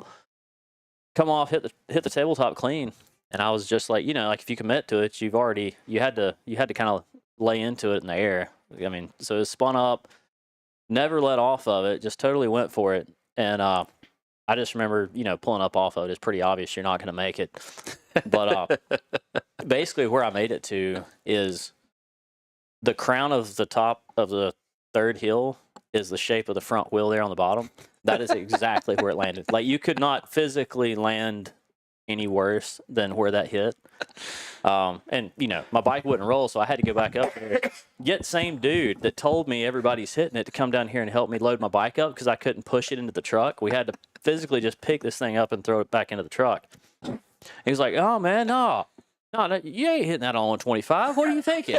I was talking about the triple over the sand track. Oh yeah, you mean the one like That everybody's 85 hitting? that I was hitting on 80s. So I was like, "Son of a bitch, I never would have tried this." But yeah, no, it hit hard, and you can't really see it in here, but the brake disc has been all the way to the hub too on this one. But I was a little taken back when dude told me that it was a different track Yeah. that everybody's hitting it. No, you literally hit all the marks on the stories that I recall you telling me. That's over the years probably on this when one. Nothing broke though. Riverview That's what closed. shocked on that one. You know, I've got hurt doing some stupid crashes, like small ones, and then I mean that was a pretty gnarly crash. I didn't stay on the bike, obviously, but I mean I walked away from it. I mean, I've touched on this a few times. There's so many times where I've had a crash where I'm just like, Yeah. and I look at the bike and it's fucking in 1,000 pieces. And there's times where I'm totally mangled and the bike just had a broke brake lever. Yeah, and it you're just like, fell over. how does this happen? This reminds me of the Pastrana crash at Oh, the big X step up Games. one. well, the one where he like came like out of nowhere across like several lanes and hit that jump and jumped Oh like yeah, and where he broke his back. the dislocated spine one. Yeah. Yeah. I think you guys are mixing up some stories No. here. I know No, what he's I'm talking telling about. This is back before you knew what dirt bikes were. you, This was I like banging way- your mom at No, But literally like cuz he just stopped. Yeah. Like when he landed, he stopped and like he stopped, the bike bounced a little and then he just fell over. And then he destroyed his spine. Like I think I remember that Pastrana crash, but he didn't get too jacked up on that one. no, he Yeah. got The one wrecked. that destroyed the one we're talking about. the one that destroyed his 250 career in 03. Is that what you're thinking no, of? this is It was back on 125. this Okay. was before that. Yeah. Yeah. Okay, This I is when gonna he say, was 'cause that still was at like Castillo Ranch. You remember how many times he destroyed himself? Right. Fucking thousands. Says, I'll give him this. The dude's like ability to just say fuck it and turn off the brain, like Yeah. unmatched. yeah, it's insane. Yeah. But damn. Okay, where are we even at with this fucking stories and the talks and stuff? I do gotta actually take a little pee break, so why don't we do another plug? Pay another little bill. We'll do that. You guys good for a quick pee break? Do you need the tweezers? Does he need the tweezers? Yeah, can you hold it for me? I don't, honestly, she's pretty good looking. I mean, does he have a hog on him? Is the thing just like? 'Cause, I mean, it's kind of ugly. elephantitis. I mean, just how big is it? Tell me when to stop. Right there. Good God! Before how do you even started. walk? Right there. Oh, All goodness. right, let's.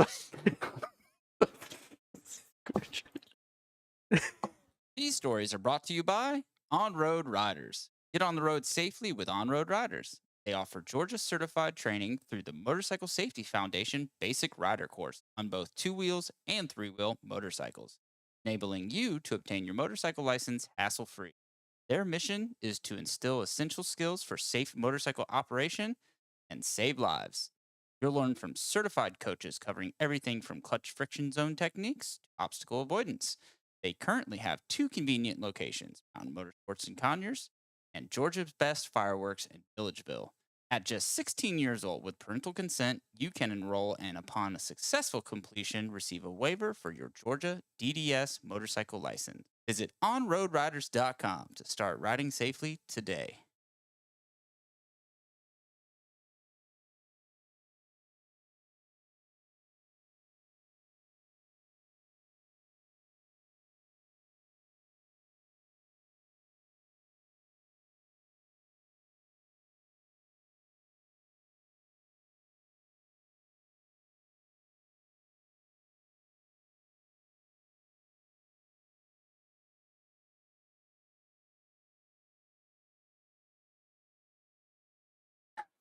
All right, that was a little bit longer of a pee break than I realized. Okay, we're back. Huh? Yeah, you're on.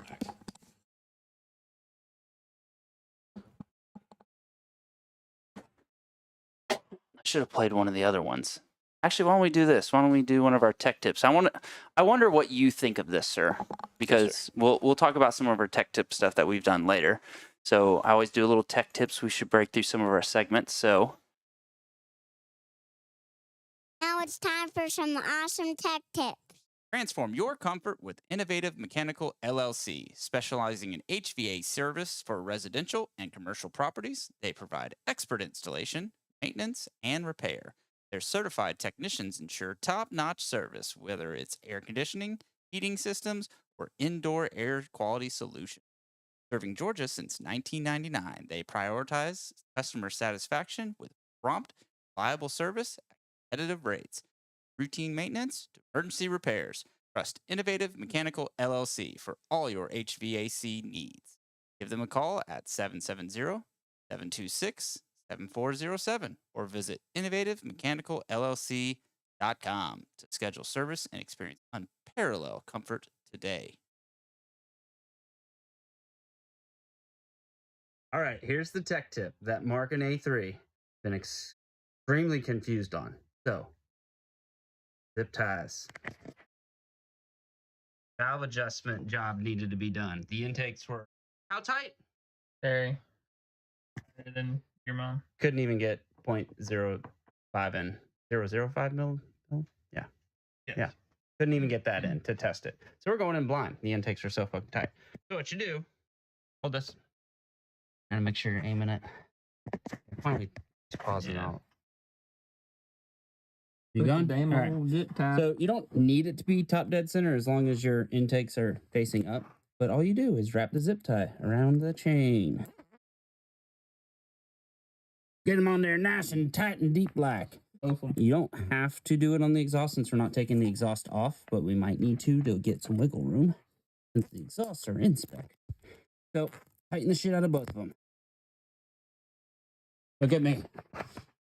You don't have to do cam time adjustment chain cam timing. There we go. You don't have to do cam timing now. It's done. All right. Make sure you don't drop this guy in your motor. You're fucked. So look at that. Get your stuff out. Now we measure that. See what it is. And then when we're done, we just put it right back in. Bingo. Part 2 of this tech tip. Do not set your new shim in here and then stick it in there. How do I know that? Because you might not get it all the way in the center and then you go to fire it up and then it pops the valve seat out. I know this because I've done it. So always take your valve shim and put it in there. First, make sure it's seated right. Don't drop it past next to the valve. Push it in good. Then you take this thing and then you work her back over it. Okay? Push it down. And then look at that. You just put your guy right back on. You don't want to do that one. Oh. Then you just put your guy right back on. And your timing's all good. This next part is the most important part. Then fricks. You get a torque gun or wrench. And then you go to the manual. You actually get the information that you need from the manual. Okay? And then you set it to the correct thing. Ben. Okay, Ben?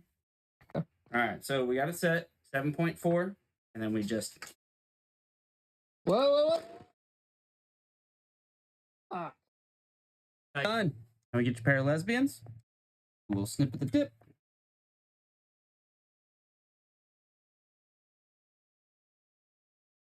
Pull them out. Like still in time. yeah, there we go. Nah, video's over. All right, so how tight do you think his valves were when we did that? Yours? No, so Brandon's, my valves are always loose. Brandon's bike, he brought it over. This shit was really bizarre. It was code 43 in for a Yamaha, and I've had to replace 4 ECUs on Yamahas for that, like, your bike. Like, it's very, very common. So after doing that, I got an ECU, put it in, and the bike was turning over just fine. We adjust the valves. Goes to turn it over the first time, code 43s again. I think he fried the ECU, the new ECU. I'm like, oh shit. I've got another bike that's same year and relays and all this shit. So I just start swapping relays and all this other shit. It was one of the relays. There's 3 relays on that like 19YZ 250FX. So it was one of the relays that was actually bad, not an ECU. But finally we got it going. But how tight do you think his intakes were? Just guess. How tight? How tight? So the range is like 0.017 to 0.024 mil is the range. So I'm going to say probably around 0.005. Negative 0.015. And it ran? Up until it didn't. And he was like, so his bike has a big bore 270 kit on it.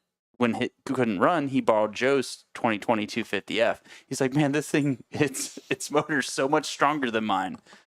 I'm like, well, Jesus Christ, you've got a big bore on yours and a stock one is so much stronger than yours. Like, holy shit. Yeah.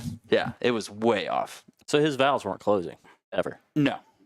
And it wasn't till, because you can't do a compression test because of decompression, but you can get an idea, right? His was at 30. Usually you can get like 70 with even the decompressor doing a compression test. Right. But you could do a leak down test on it. Put my leak down tester on it, and I'm It was like, well, here's the messed up thing. It won't turn over, so I'm having to put it in gear. Oh, that won't work either because it's got a recluse. So so we finally, I don't remember what we did, but I was doing, it was turning over just enough, but every time I'd bump it, you would just hear like just pouring out the intake. Yeah. And I was like, huh. So I went to check it. Intake valves are like way off.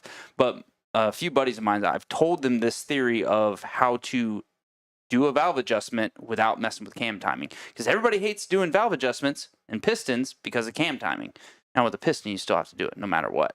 But with cam timing, you can put a zip tie on the top of the gears, like shown in the video, and you don't have to mess with cam timing. You move them, the cam is held in place. Because even on the bottom, you have those few holders that hold the cam on the bottom. So even though it's loose, it doesn't drop a tooth and move. So that's how you do a valve adjustment without having to mess with cam timing. It takes a 2-hour job and makes it an hour and a half.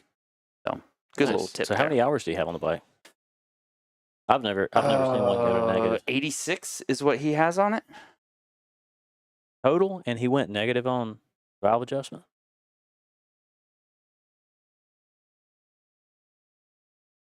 Sorry.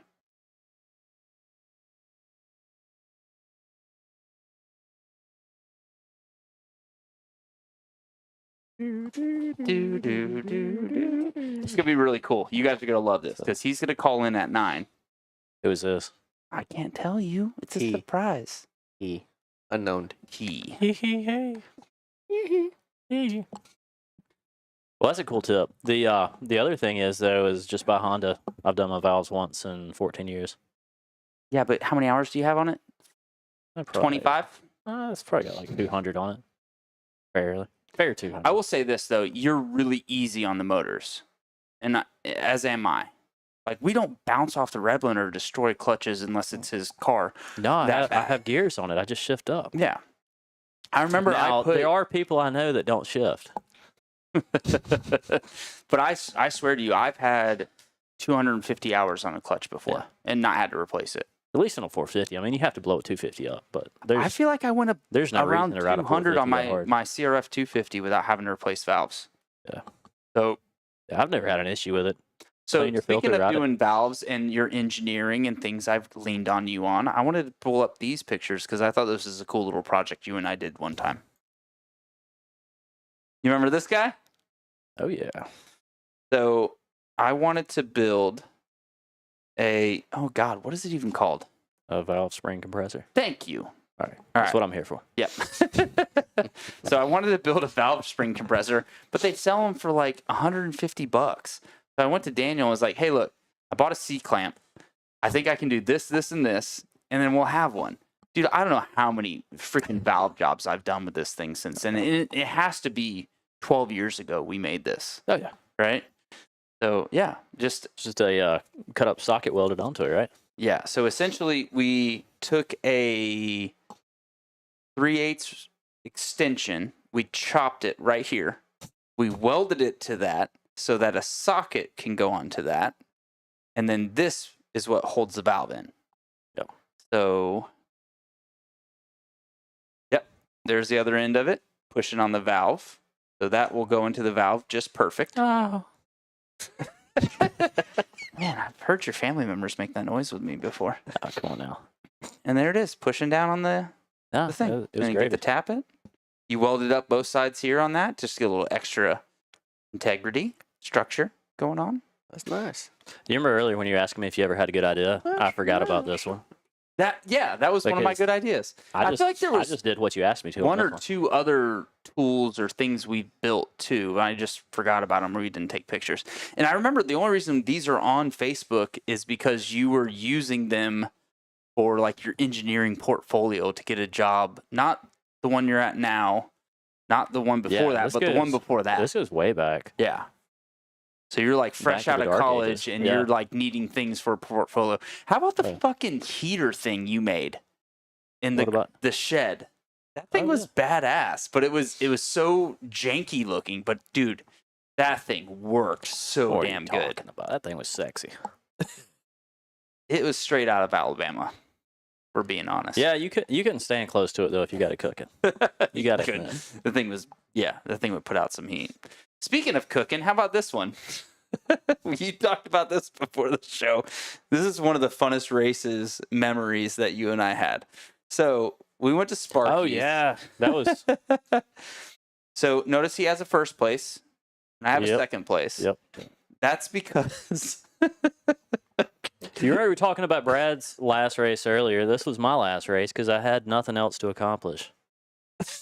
Did you finally beat me? I finally had first place. All right. Well, we're going to talk about some of the Sorks race where I beat you next. That's hair scrambles, right? Yeah. That's Still. the one. Wait, okay. Yeah. All right, I'm ready for you. We got videos. I'm ready for We this got one. videos for this one. This is going to be Yeah. so good. Okay. So we do the first moto. We're racing 30B, I think. And at Sparky's. Well, I was racing 30B. I don't know what you were racing.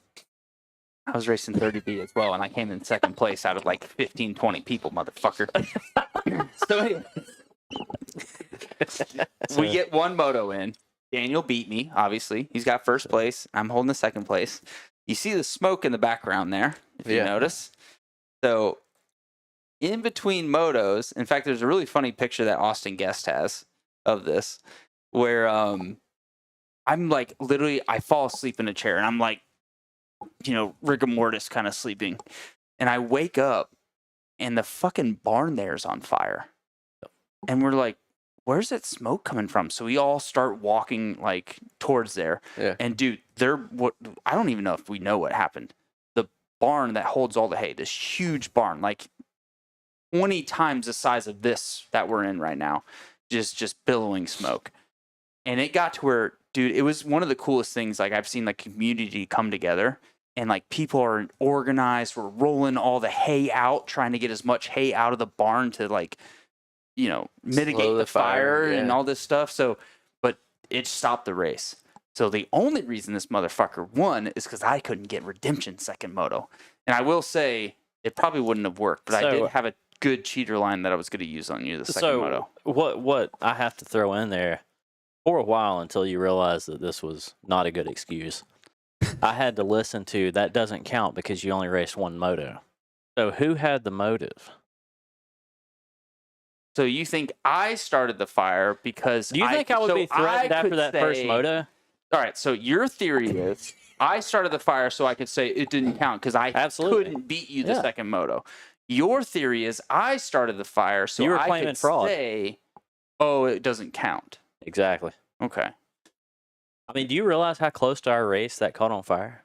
I think we were like second moto or something. It was in the I mean, middle it of the moto. Like it was a moto break. Like in between they wanted to Yeah, do I mean, it was like, all right, we got geared down. Hey, I'm going to go grab a snack. Next thing you know, the barn's on fire. No, I was sleeping. I will say this, Bullshit. and Austin will back me up on this. I was sleeping Well, how much when did that you pay fucker- him? To say that I was sleeping? I mean, anybody can buy an accomplice. Combine and accomplish? Accomplice. Accomplice. Accomplice. Accomplice. There's That's a big all right. word there for that fucking It's George. a lot of pronunciation. They don't teach us words. All right, so let's see. Here we go. Where do I go to some? There's the history. I still have that. Where do I plaque. go to That's Danny my Webb? favorite trophy. All right. So, honest, is it in here? No, it's down. You know what? I think I threw it in the dumpster because fuck that I thing. would too if it was number 2. All right. So, let's pull up a Building YouTube your video. online here. business? Oh, God damn it. Go to How do Wix.com. I silence this shit? Skip. All right. So I marked the timestamps on this. This is good stuff. So to kind of backstory this whole experience that is going on here, I talked Daniel into doing a Sorks race for us, and this is, I think you show. All right, there it is. 2015, around May. We talked you into doing a Sorks race. And at this point, we're telling you how the Sorks races aren't that tight, which they normally weren't. Not that bad. You don't need fucking wood suspension. You don't need bark busters. Blah blah blah blah. You don't need cut down bars. You don't need bar busters. So it's wide open. Yeah, it's like 4-wheeler trails the whole way. Which it kind of was. All right. Yeah, but you're not on the course and you're going down the power lines. All right. Let's see. I've got the timestamps of all the really funny shit that happened with this. All right. So. So here, just get a. No, where did? Damn it! I thought you could like click and it would fast forward.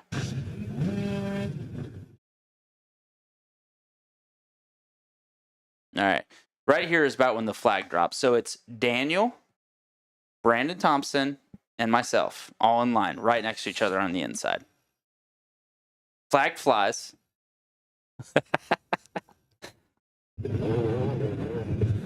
For the last 3. And then look at these fuckers. It would not start. So that was one of the funniest parts to it.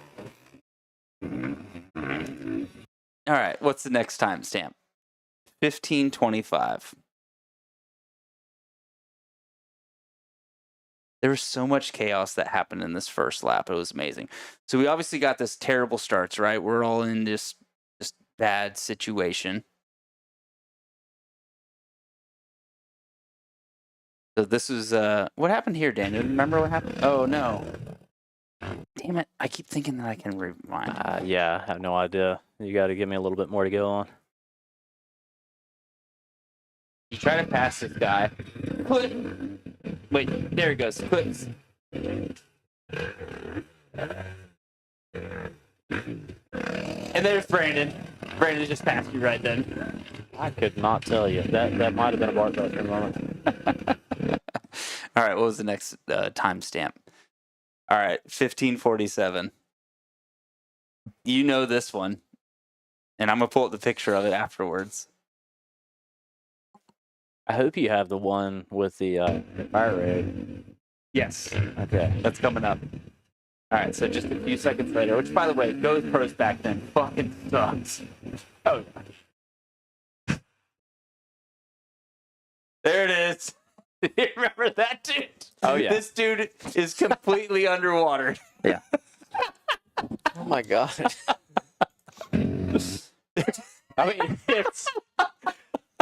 You can barely see his bike. That bike is done. So this was the picture I took for it. Where is it? Because this is on your Facebook for so long. Yeah. Like, can you just imagine the feeling this dude has at Doesn't this it look moment, like right? the back tire's still spinning a little bit? Yeah, I think it He's like, is. I got this. There's a ripple right there. I got this. Just print it. Okay, I gotta close this picture. What's the next timestamp?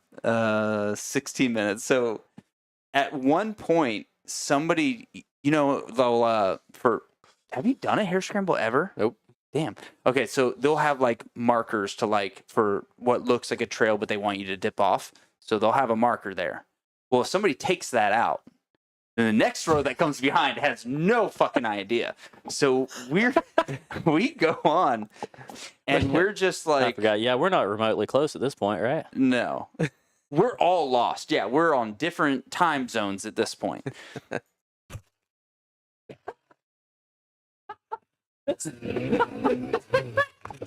Yeah, good times. Good times. Look how bad the GoPro. So it's at this point right here that we're lost. Oh, I just realized it's not even showing. This is the point I'm pissed because I'm like, why in the fuck did I get talked into this? This wide open hair This is gravel. the first lap still, by the way. I thought it was 16 minutes. All right, no, right here. This is where everybody realized they fucked up. So I went left, right? Brandon and I, we got to this section, we went left. And we realized, nope, that's not the right point. So Daniel's here just waiting. And then here we come. Look at all, everybody's just looking around like, which way did we go, George? And then at some point, we just went, oh, nope, this is the wrong way. We got to go this way. Yeah. All right, what's the next time stamp? All right, so there goes Brandon and myself, right? 1746. Right? All right, watch what Brandon does. See you here, Daniel. Listen.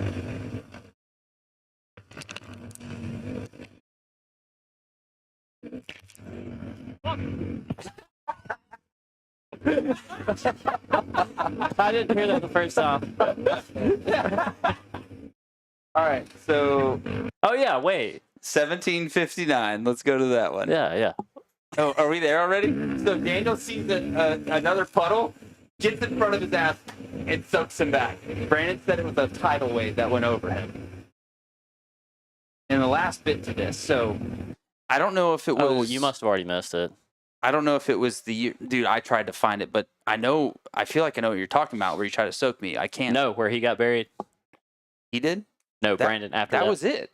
I think you, when you accelerated past him, you destroyed him at that point. No. All right, so the next year or a few months later, they did a race there too. So you see this turns nice and tight into here? Yeah. So there's a thing right here. And my ass went, why don't I just take this shortcut? I didn't see all this. What is that? It's just a huge pile of logs and stick. And I think it was after this race because the grass was grown up. So I hit it and it was one of those things like, oh, look, clear grass. And then just fucking head shake right of craziness. I dabbed my knee. I couldn't walk on it for like 3 weeks. I was on crutches for 3 weeks because of hitting that shit there. So that turn has always like left a black stain on me because of that. So that turn. All right, let's go see some more pictures. Damn, I gotta piss again. Did we play all the things? How about we talk about...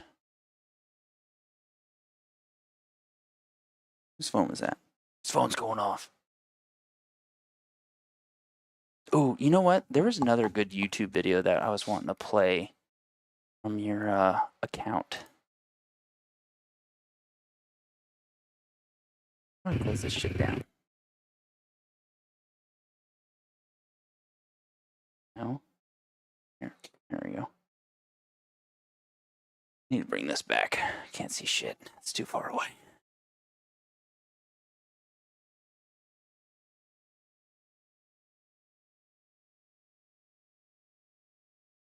What? Just had a look on your face. Can you think of any good videos from your YouTube channel that would be good to pull up? Well, you've already done the Thompson loop out, right? Yeah, but we should play that one again because I don't think Brad's seen that one. That was one of my favorite moments. That got caught. Be the best Daniel Hitchcock video ever captured, ever.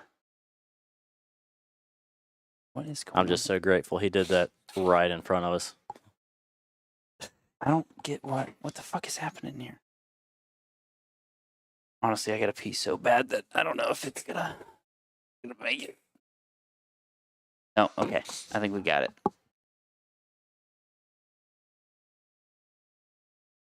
Here it is. Start this thing over. Pause. Move that back to this screen. Open her up. Full screen this bitch. Yeah, come on. Step by step, YouTube.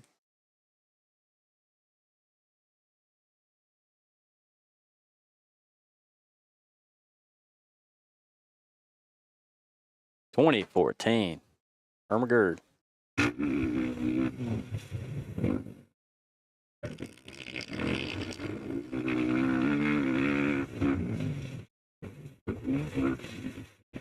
I feel like you showed me this too. Probably.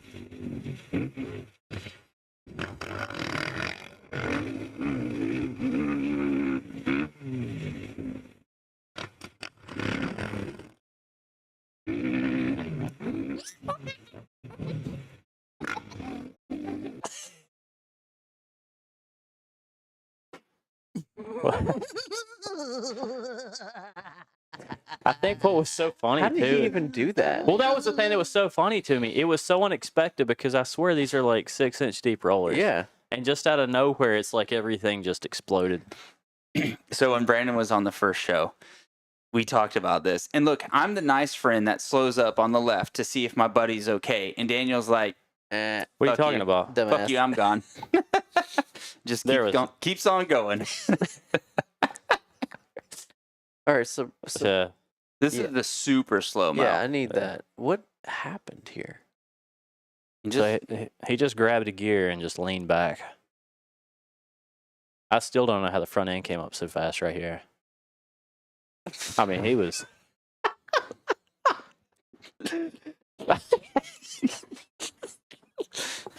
And just the fact that all three of us happened to be there at the same time, like, Oh yeah. it was magical. You remember after the fact he was talking about? It's like, yeah, I was just trying to be cool and like wheelie through the rod, wheelie Well, through the he rollers. said, he's like, I knew you guys were behind me. I know Daniel's running the GoPro, so I got to do something cool. Well, you did it. Yes, he did. Money shot. All right, stop now. All right, so what about, there's a few pics in here that I saw that I didn't know backstories behind. Like this track. Whose track is this? Oh, that's back at my house. Is that in your house? Oh, Yeah. damn, what the fuck? What? I can't unzoom? That's back before you came to Georgia. This is way back. Grab that little blue bar down at the bottom. There you go. No, it's froze.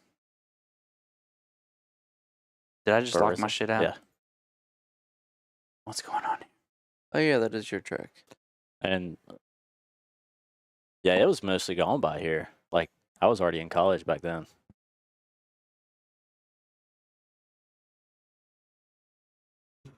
There we go. I think that's what was fucking it up. Yep. I've got too many things open. Your mom's legs. Oh.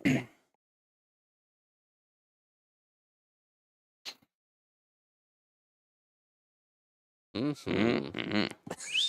That's nice. That's what we're freezing it up. I think. Hey, boys, like popsicles? I got a whole freezer full of popsicles in the basement. Really? Mm-hmm. He definitely does. I haven't heard him do it in a while. Maybe I just. Say, Brad, you gonna come over this evening and get some dinner? You gonna hang with the family this Christmas? Is that ringing a bell at all? Yeah.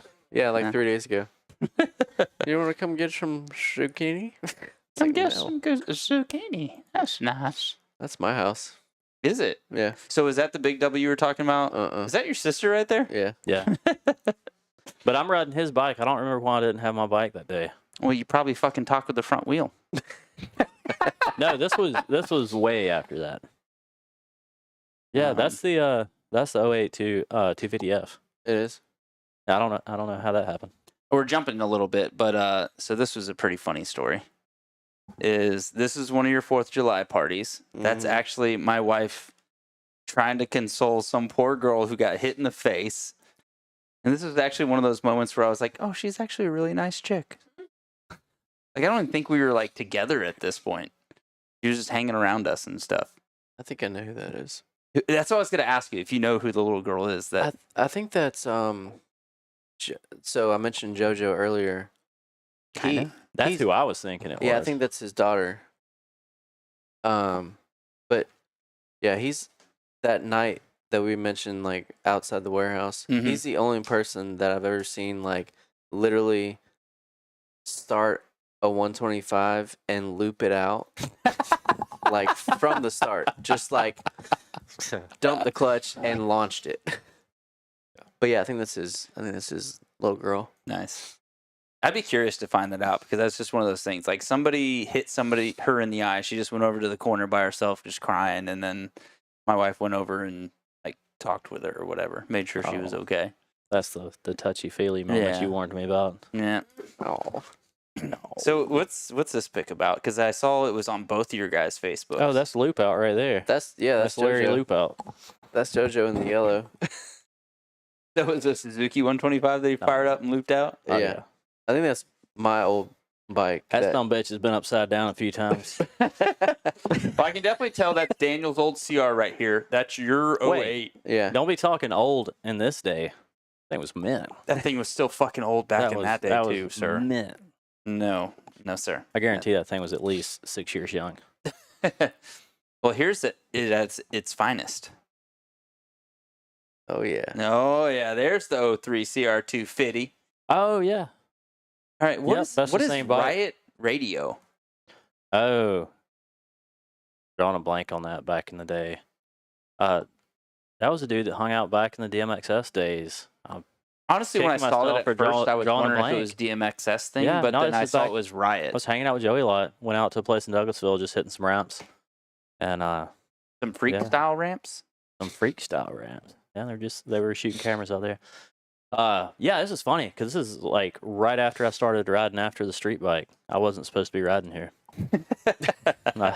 I was definitely not released. Don't So- do a knock. This Yeah. definitely is your old track, and what I would say at its prime. I remember seeing this picture and me going like, "Dude, where the hell is this at?" And you're like, "That's my pit bike track now," because you actually Oh, made yeah. that into like it was like a cool step up for the Oh, pit yeah. bikes right there. There's been so many mutations out there.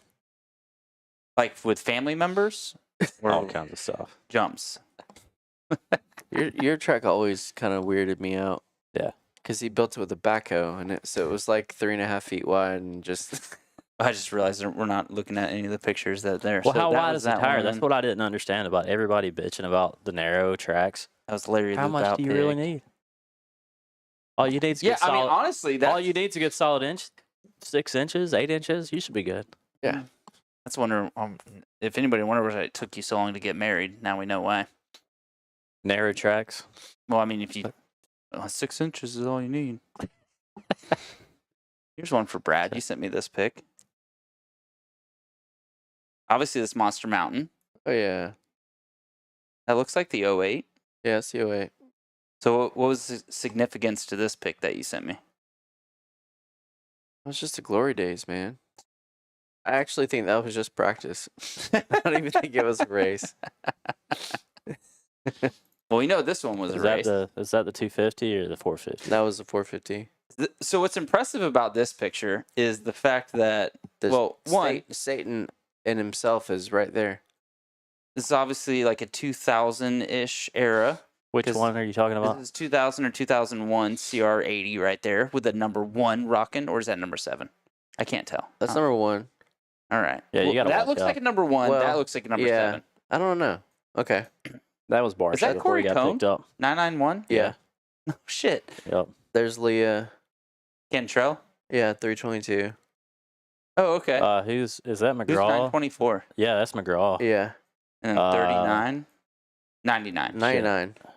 And then there's you leading on the Who is 76. 99? Look at this front brake action. Yeah. That's impressive. That's whole shot. Yeah. That's Did your dad yell at you that, that Charlie? you're going to have to... Was it? mm-hmm. Okay. I Charlie. thought that's who it was. Charlie who? No? Don't remember. Evans. His Evan? bud. Charlie Evans. Oh, I've heard that name. I don't know him, though. Yeah. The nemesis. This yeah, this is I'm pretty sure this is Silver Dollar. That's definitely Silver Dollar. And- What year was that? Well, this was when I dislocated my shoulder.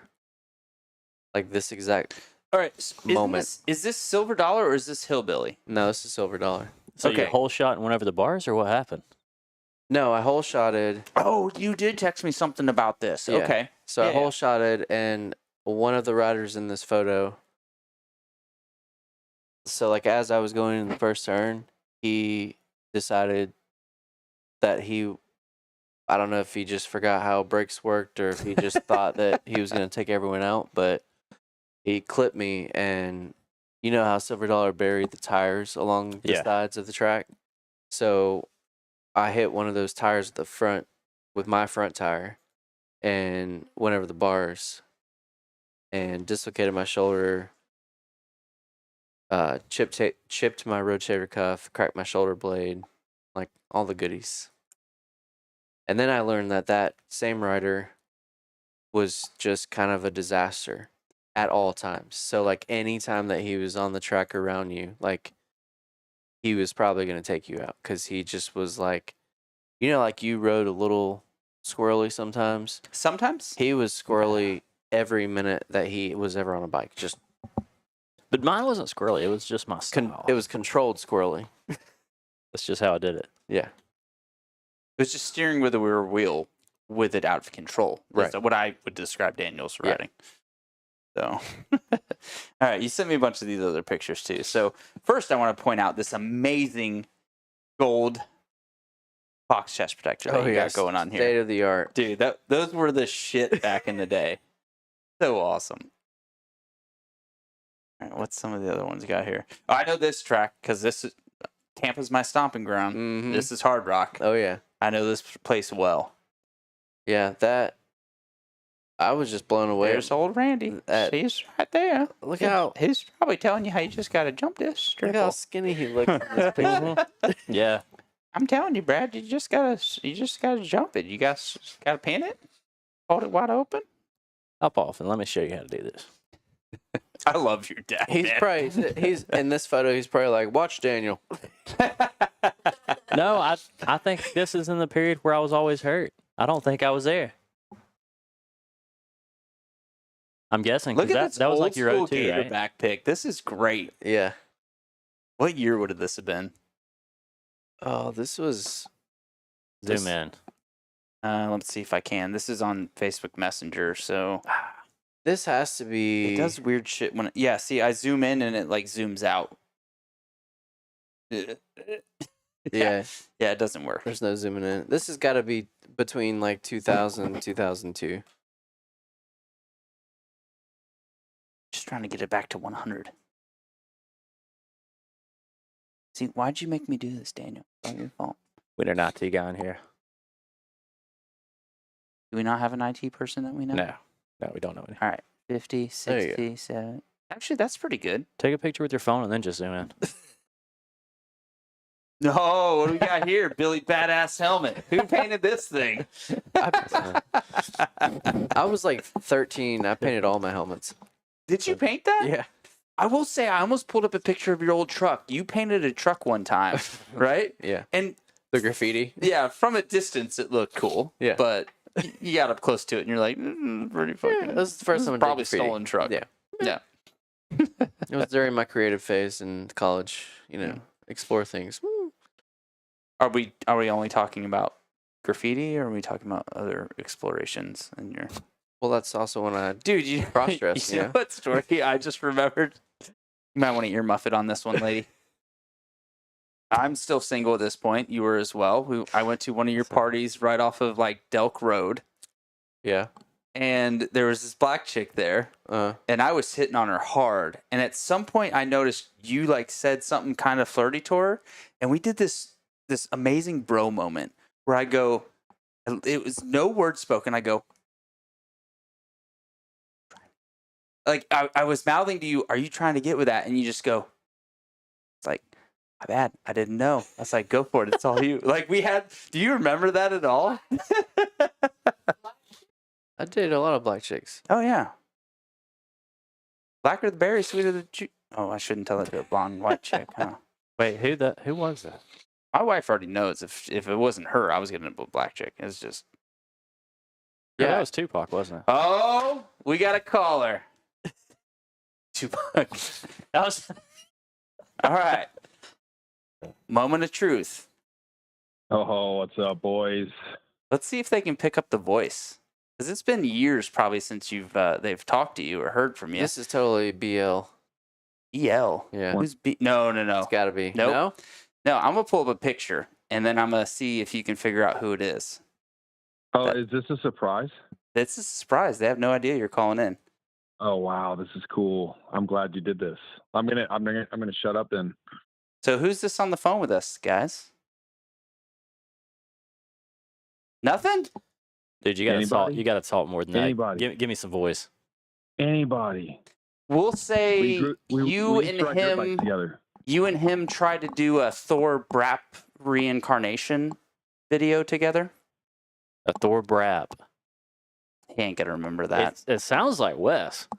It is. We got Wes Williams on the phone. Mr. Hitchcock. What's up? How's it going? Hey, It's I'm only actually been really about impressed. 20 years, I right? did not think you're. I didn't see that coming to fruition there. I'm impressed. Nice, nice. Well, I will say Your voice is a lot deeper now. You're the tallest motherfucker in this picture that I pulled up. All right, so that was at Bubba's house, right? So we're looking at Yep. the picture right now. We got Wes, the tall one, on a bike with no numbers. We got Daniel on the 438 with what haircut is that? Jesus Christ. Was like Encino Man your favorite movie at the time, and so you were just trying to replicate that look? He's quiet. He's pissed. You're not cool with the hair. So, dude, I love it. He's got to love the hair. I think I he love had the that hair. going for years. There's no way he didn't love the hair. Yeah, I was rocking that. That was definitely during It college. worked. So who's the dude on the left and who's the dude on the right? Jarvis is on the left. Bubba's on the right. Well, you got to give more name. I don't know who the fuck Jarvis is. Randy? Okay, I know that name. All right, Yeah. Bubba. What was Rider it? 7. Yeah, Dune Rider. Crosby, right? Yeah. Yeah. Yep. Yeah. Bubba Crosby, Yeah. 35. Yeah. Oh, yeah. I still go by AIM names. Yeah, I know, right? AIM names. Oh my god. I wish we could go back to the AIM days. It was so much simpler. And Ron MX. Yeah, that's Oh, all I yeah. had to care about all day long. Downloading Yeah. some Motocross Madness 2 tracks, getting on Ron, Oh, yeah. Dude, hyping up the boys. there was one time Daniel, Brandon, and I did a glamping trip to Croom, talking about like video games, and we brought MX vs ATV Alive, and we hadn't played it in forever. Dude, Daniel waxed our ass. He was like, "Oh yeah, I played this like every single day in college." We were like, "What the fuck, dude?" It was unreal, and he hadn't touched it in like 10 years. You said it was alive? It was alive. It was Yeah, the one I don't after even- Unleashed. 2011. I don't even remember this. Yeah. I'm glad you do, but I don't remember it. We were, like it was almost like we would do everything we could for you not to lap us in a Really? 5-lap race. You were I'm so usually not fucking good at stuff it. like that. That's cool. But boys, the time frame doesn't match up here. I'm pretty sure Live came out in 2011, and I think Daniel was well out of college by then. No. He played it a lot in college, but the camping trip was in 2011, if I remember. Yeah, I just played MCM2 in college. That was a jam. That's what I'm saying. Alive Yeah. didn't even come out Wait. until 11. All right. So was Alive the one that came after? Oh, what was the You're one that? talking Actually... Unleashed. Are you talking You're Unleashed? probably talking Unleashed. No. There was that was Unleashed. that was 05. Oh fuck! I'm trying to remember the names and the time frames of it. There was like Moto Madness, Yeah. and then it was like MX Unleashed, and then there was another one, and then there was the one that actually you could move the bike and do like cool whips with. Reflex. Reflex. It was Yeah. the one in 07 between or- Unleashed Right. and Reflex. Yeah. Whatever was in between that one. I'm telling Really? you, that was the one. Untamed. Maybe. I think it might have been that one. You're right. It might have been that one because Alive came Man, after. They had some cool names. Yeah. Yeah. There's been a lot of video game talk lately on a lot of pods and shows too, because there's that new one that's supposed to come out that's really badass. What's that? So there's like going to be another new one that's going to come out that actually will be good. Apparently. Yeah. What's it coming out on? What I platform? did the All of them. Kickstarter for that one. Oh, for real? Doing, doing $69. Yep. So that should be really awesome to see. soon. Hell yeah. They need to get something good. So yeah, I got Wes's number a long ass time ago from Matt Shue, and I forgot what I even reached out to him about. I think it was a question about like a movie or something. So we texted a handful of times, and I just randomly remembered I had his number when I saw this picture of you guys back in the day. And I just texted him today. I was like, hey, I don't even remember this, or do you know Daniel that well? And dude, some of the stuff that he was texting me about was great. Like, Wes, Oh, tell, God. like, it's almost, Daniel was like your embarrassment experiment at the start of Vurb in a way, right?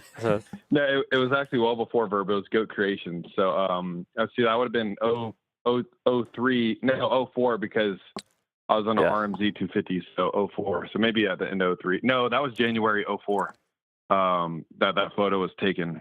So, yeah, it was kind of my infancy of shooting video. And Daniel, I hopefully you remember this, but yeah, we recreated the Hanson Chad Reed Brop Thor commercial, but we made it for Fox, bro. And the end of it, I remember there was this fox head, and like I figured out this flame effect, bro, and it like caught on fire. It was sick. And it's honestly, it's so bad. I wish I could remember the whole video. I remember parts of shooting video, but I don't remember like the whole final production. Anthony asked if I knew where it was, and I could probably find it with a few minutes of searching, but I was like, too embarrassed. It would embarrass me so badly, and you tremendously worse. So I'm like, I think we should just keep that one locked away. Yeah, absolutely. No, dude, how, like, honestly, because I listen to like Winners Take Y'all and all the pods you guys do, and watch a lot of the videos and stuff. How you guys should bring back, like, do a just retro embarrassment, like, dude, this was the beginning. Because like I'm starting this show out, right? And I'm sure if I keep this thing going for 5-10 years, I'm gonna look back at some of this shit and just be like, what the fuck was I thinking? You know what I mean? But it'd be funny to revisit those things of like its infancy. Oh yeah. And just like some of the bad things that just happened, like the outtakes are just bad shit that went down. Hey, then in 10 years, when you want to resurface your old clips, I'll do the same. Okay. Exactly. Duh. Yeah. Oh, I'm sure. Dude, I remember. Funny. I'll delete the credits off of it so it doesn't have my name. No one will have to know it came from me. It'll just have Daniel starring Daniel Hitchcock. Oh, perfect. Appreciate it. Yeah, so I didn't realize, because this is one of those things, because Daniel's kind of one of those humble dudes that won't like brag about some of the cool shit that he's been a part of. And I feel like this would be one of them, because when you text me that, this is something that I mean, fuck, I've known Daniel for a long ass time, and I've never once heard of like doing videos with you back in the day. So I would love to see some of these videos and get to explore them. I have my very first video I ever did on my personal YouTube, and Daniel might be in that one. But yeah, there's definitely the first 2 years of videos I still have in like a Windows Media WMV format. Oh wow! Chance of those ever making it back online is pretty slim. Although I guarantee there's still some GPG 2003 DVDs floating around. I know Randy Jarvis does have one. It might be the only one left in existence. There's one at my mom's house, and I bet you it has this Fox commercial on it, if I had to bet. Oh, nice. I would love to see that and a lot of the old footage. And I mean, I've heard you guys talk about some of the old filming days and like how you kind of have so much stuff just stored in places and you're not even sure if you could kind of find it from over the years. Oh, I know. I'm an archive master. When I tell you I don't know where this thing is at, I could show it to you right now. I was trying to play it humble, but yeah, I still have all my old tapes. Most of it's still accessible. I literally have a crazy server set up here where if you wanted everything I shot from 2003, I could click 2 buttons and show it to you. So the amount of embarrassing things I come across myself as I'm like converting old footage is like, I showed my wife some stuff I came across last week, and I'm like, my Southern accent was so strong. I had a hard time showing it to her. So yeah, it's like I said, 10 years from now, you can go back and look at your collection and be like, yeah, you know what? Let's just we'll hit the archive button on these. So did you have to like look your wife dead in the eyes and be like, hey, you're not going to leave me if I show you some of these videos, right? Like, no, I've shown her enough throughout the years. Because it's always so embarrassing because like you never really see me on camera, you just hear me. And like I remember showing her like these ones of PJ Larson, Loretta Lynn's 03, and I'm like, hey PJ, tell me about how your race went out there. And it's like just so exaggerated and so bad, and I'm like, I seriously used to talk like that. So it's kind of funny is like I grew up in Tampa and I moved up here in 07, and I went back down to visit like 2 years later, and my Tampa buddies like, man, you got the Southern twang. It's so crazy. And I'm like, what the fuck are you talking about? I'm talking normal, but like just like a handful of words. I just extra twang it, and they just give me so much shit. So I'm sure that's what happened with you. You moved away a good little bit, and then it's like, like just fade and you pick up some of the normal-ish. Oh yeah, normal accents. Come home for a week or two, get a few Coors Lights, and it comes back out.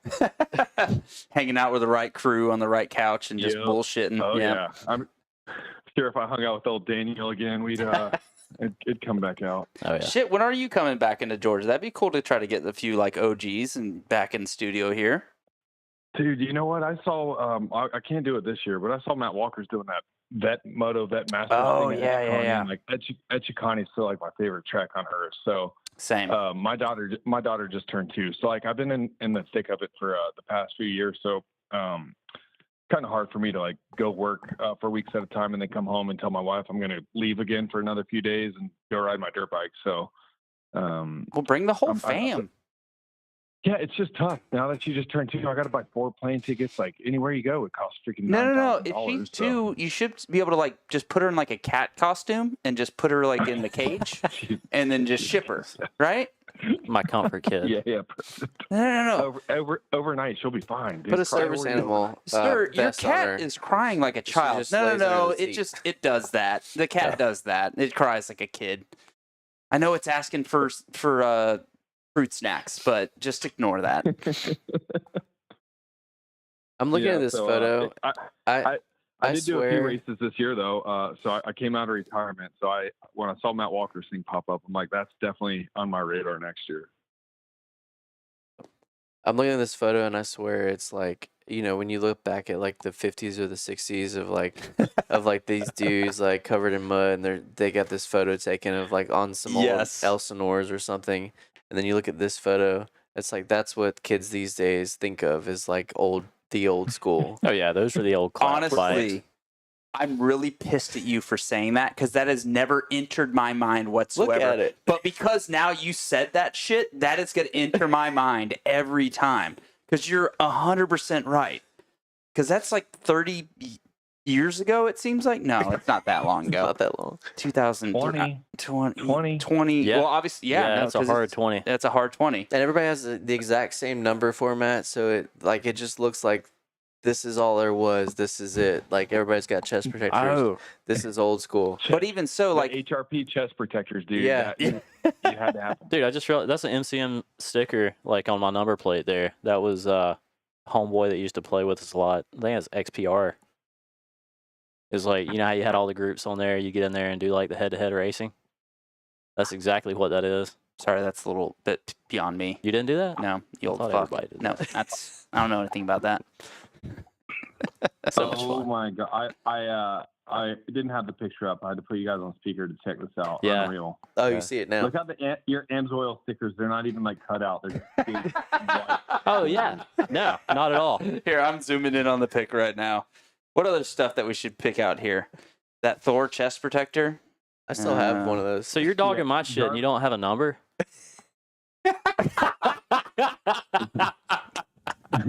I wasn't cool enough for pre-plan. Look at all you guys. Like, I hadn't got my pro number yet. Like, you could get So Wes, the funny thing about this is I actually ended up with that bike and I fully rebuilt it and then sold it. Like I tore it down to the frame, powder coated it.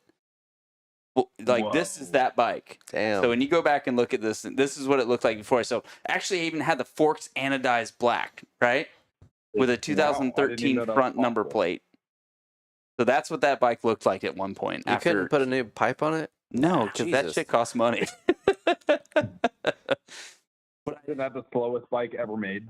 Yes. Yeah. Dude, we were talking about it Absolutely. earlier, and I told Daniel I went to go rebuild the motor and bought a new piston for it, and the thing just slapped back and forth because he overbored it, and the thing was still slower than any other manufactured 125 at that point. It was very similar to when I went in his mom. Yeah, I mean, you could run a big bore CR in the stock class. They were that slow. Yeah, Daniel was in the A class though. He was fast. He could make it home. Dude, Look at the big DMX sticker on your helmet, dude. I know, right? I just saw that a second ago.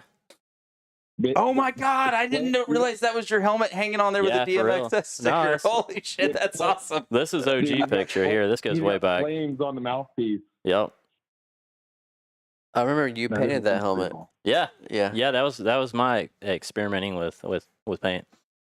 Amazing. My custom sweatshirt instead of a jersey.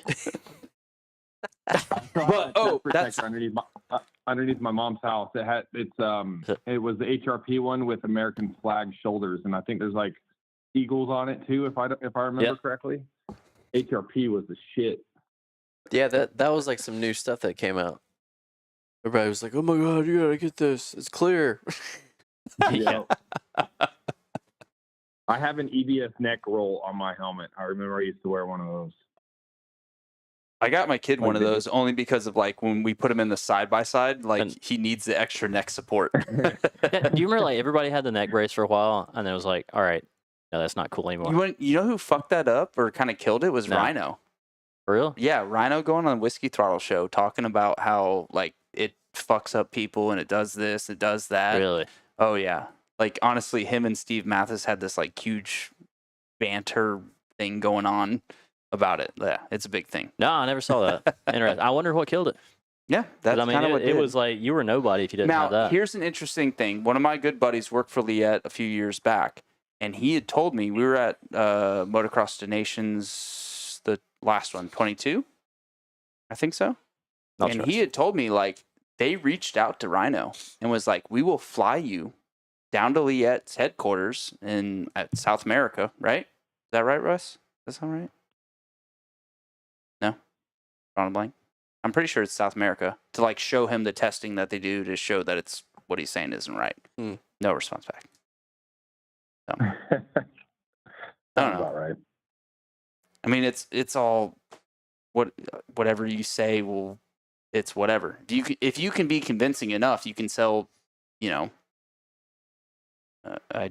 I'm way too drunk to think of a good analogy. I mean, I remember riding with some butter of the to old an school Amish guys. person. If you're a good enough salesman, you can sell butter to an Amish person. There we go. There were some old school guys that would wear a full face helmet. You couldn't breathe right. It would slow down your cardio. Yeah. Like, and I used to think that was the funniest thing. It's like, yeah, you just can't breathe right. Does anyone have an argument for one of those like movable bottom guard, like I don't even know, because they're not a half helmet, but they still have the mouth guard. Oh, where it thing. attaches? Yeah, but it doesn't. It moves. Like the visor. Well, hell, I don't even remember what. Imagine slamming the ground in this day and age with one of those. Well, your helmet would just. What was the last helmet that did know. it? Was it a Biaffi or was it an Arai that did that? Arai had a bunch of them. I don't know. Yeah. I had some knockoff shit, and I like ran into a fence at Bremen with one of those, and the fence post went through my lip. Ooh. It was great. Yeah. On a DS80. I hate DS80s. Those things suck. Traumatizing times back in the day. They were sick though, little two-stroke ripping machines. Yeah, once you finally got them going like a sewing machine, they'd get going. The headlight on and everything. Or was that the DS80? I'm thinking of the DS80. Yeah, Okay, the DS80 had a headlight. Yeah, I'm pretty sure. Yeah, it was like a long ass tailpipe. Mm-hmm. Yeah, exactly. Yeah, Man, that long black cool bikes. tailpipe.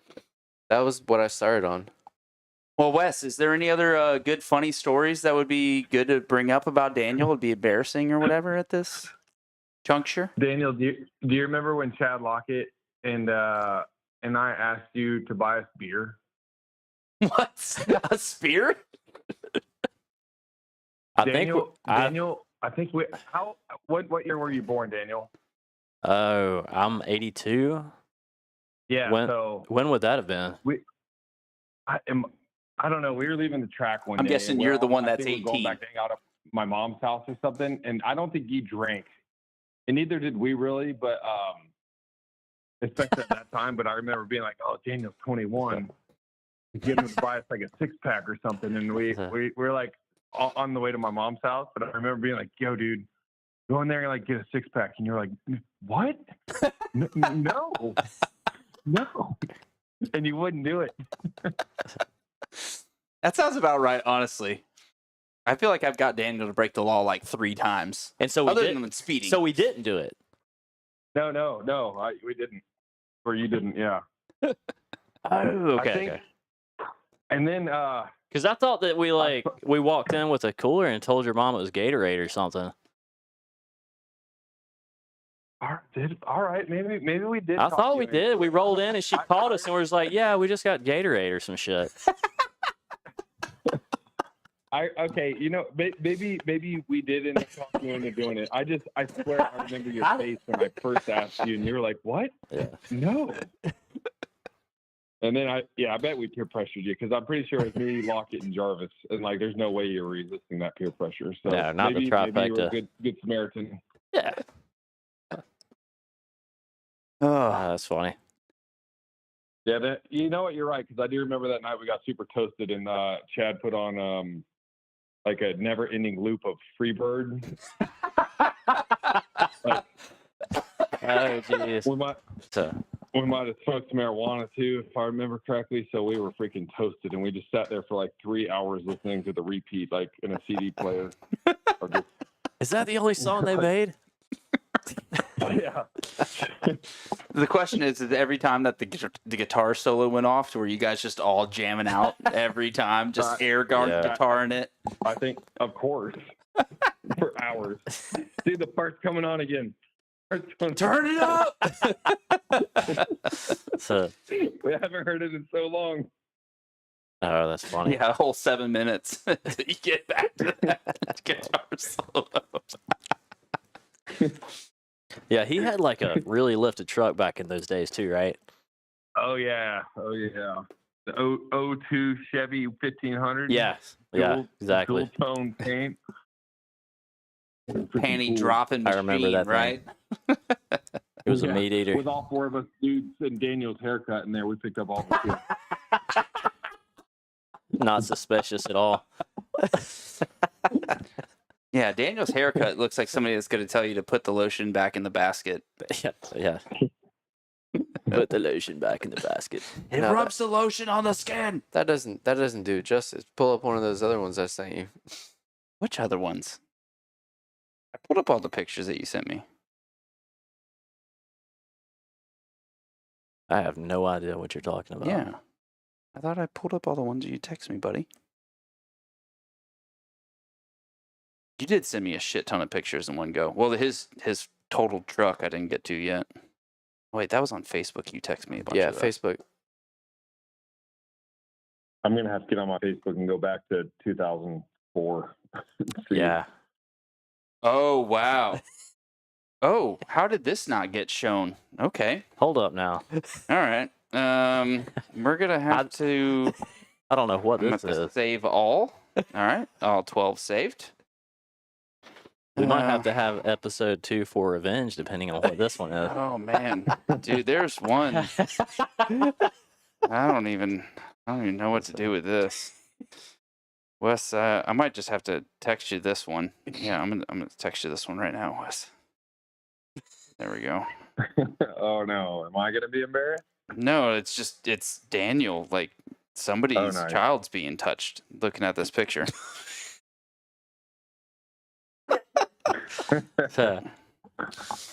Did you text it to me so I know what we're talking about? What's fucked up is like I hit the save to all these things and then it just didn't, I guess, save or send them to him. I don't know. The damn IT guy. Look at that. Yeah, you saw it. Isn't it so dirty and grungy? Oh, I need a shower after looking at that picture. All right, it'll take a few seconds for it to actually send to my mail. So I sent it from my phone to my mail. You got me curious now. Bi-curious or bike? Oh, what was that South Park episode? He's like, no, I'm not a fag, but I'm just bike curious. No, you don't remember that? I didn't yeah. see that one. All right, sorry. I got an answer to your question. All right. What's the question? Funniest thing I can think of. For Daniel? Yes. Okay, go ahead. And Wes, just to backtrack a little bit, I said to Brad, I was like, what's your funniest memory of Daniel? So, and this was one of the things I had text you actually. I called it oil spill at Hard Rock. Okay, yep. So Oh, I remember this event. so we had gone down there and we were there for, I don't know, I feel like a week or longer, just camped out, definitely. practicing, and Daniel was talking so much shit about his lap times. And he was like, I'm so fast. I don't even use the brakes. And I was like, really? He's like, yeah, I don't use the brakes at all. Like I never let off the gas. I was like, okay. So I don't know what he was doing, but I walked over and poured motor oil in his calipers. Oh shit!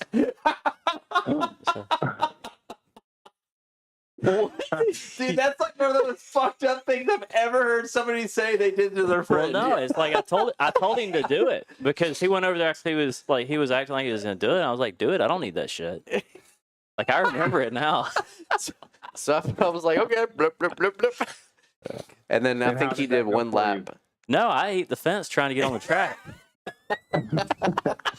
I mean, I still got on the track after that, but like it didn't go well. I swear to God, I did not know that oil was that 6 good. hours rubbing his pads and discs, trying to clean the oil off of his shit. That shit would not stop at all. You pulled the brakes and it went faster. All right, here's the picture we were just talking about. Look at this hair. Oh my God.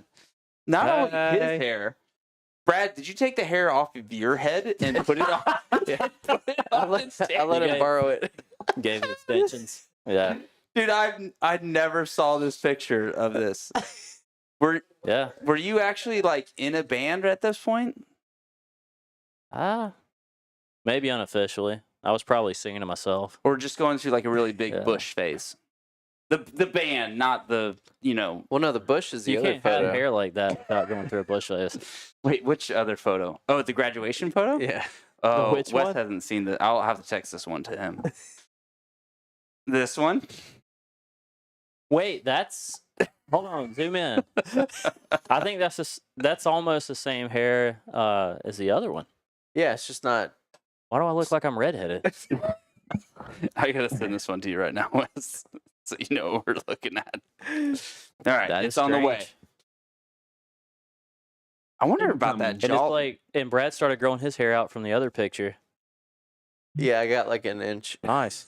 Yeah. What year was this? So if I that would have been 08. So this is high school? Well, no, that's his college. No, that's so when I That graduated would be me college. like 3 years after high school. Ugh. Look at the bit hanging out the front. What is that? What's that? That's hair. You have 10 extra pounds. You too, think maybe you think 20. you can hold that back? It's busted out the front of the cap. If you take that hat off, you're gonna get eaten alive. And hey, we can talk as much shit as we want on you guys with the graduation photos and all this other stuff, but you're a goddamn engineer you're the head engineer of all the engineers of a well-respected company. Well, And you're an architect, Brad. until So- somebody puts me in my place, I'm gonna claim to be the fastest Georgia Tech graduate. I'll put that out there. I may get Damn, corrected you're on that. You're probably right. No, he probably is. I just try to find that one niche market to where I can actually be like, all right, this is my pond. This is one I can fish in. I'm the big fish in this fucking pond. Fuck this pond. I actually like the previous one. Yeah. I like the hairstyle. This one? No, the previous, Yeah. that one. That one? No, that On yours? Not me. no, I ran that one for a while. No, Daniel. Yeah, that was back in the day. Honestly, Brad, if I'm going to look at this picture of you, I looks feel like like I'm you're balding. trying to be an IT designer of the fucking, what was popular back then? The fucking iPhone thing. What was an iPhone? Oh, God. I feel like an A idiot. razor? No, like The BlackBerry. no, just trying to be the shuffle. I don't know. What was the thing that was before? The Zune? The Soon. Oh, What? What are we? Soon. Oh, we've gone off the rails on this one. No, I think I was going through a period where I was like, fuck haircuts. Bzz. Yeah. I did that for a while. It's a lot cheaper. Huh? I know they look crazy. I will say this, Wes. Brad is a bit of a bourbon and scotch and whiskey connoisseur, and he brought over some really good shit, and we've been sipping on it the whole time. So we're pretty well lit right now. Good job, boys. I'm proud of you. Yeah, but I mean, old Ezra. Oh, So had to. Oh, old Ezra Lusk. Yeah, Dude, you want to know Look what's at that. funny? Is I was at the Great Escape race, right? Which I'm gonna need some of that old Ezra there, sir. And I saw my buddy Blair Harrell, and I went like brake slid and started BSing with him. I'm talking with Blair for like a good 3-4 minutes. And I realized that he's been talking to Ezra Lusk the whole time, and I've been bullshitting with the two of them. I'm been fucking talking to Ezra this whole time, and I didn't even know. And I looked over and I was like, oh, hey. And a few months back, I actually ran into him at Tuna, the mountain bike park, like right down the road from our house. Yeah. So we got to bullshitting. And the only reason I even said anything to him at the time is he had a Calhoun motocross shirt on. And I was like, hey, you go to Calhoun motocross at all? And he turned around and I was like, Yogi? He's like, oh, God. Oh, boy. One of you guys. here comes the fanboy. Yeah. That is badass, though. So, Brittany's her oldest son, Ezra, is named after Ezra Lusk. Okay. Yeah. Her ex was also into motocross, so pretty cool. Pretty cool story. Yeah. Yeah. Ezra's touching everyone. Ezra's in my mouth right now.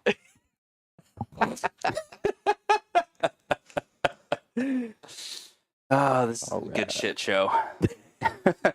Well, Wes, you got any other stuff we want to touch on? Maybe touch is a soft word. We're doing a lot of touching here. Yeah. Oh yeah. Ooh, that's nice. Say, Wes, when are you coming back to Georgia? We gonna ride some dirt bikes together? We're gonna have a good time. At the Great Escape next year. You know what? That's a good point. I'm going to come to. I want that race too. I want that Walker's race and that one. So The I Great just need Escape. That's gonna people- be. Look, I already put on my family calendar the Great Escape race. So what is this? Essentially, it was like a charity race that Kevin That's the Kelly grass track, right? and Winners Take You All. They kind of taught. Yeah, the grass track race. Yeah. Do you It'll be guys time remember to start the bike. Big Gun. There was like a Big Gun track back in the day, like early 2000s. It's that. Okay. I was gonna say Running Brand. I remember that. I never rode any of that, but I I didn't get remember to race hearing about Running it. Running Brand was fun as shit. Yeah. I remember you Love talking about Yeah. that.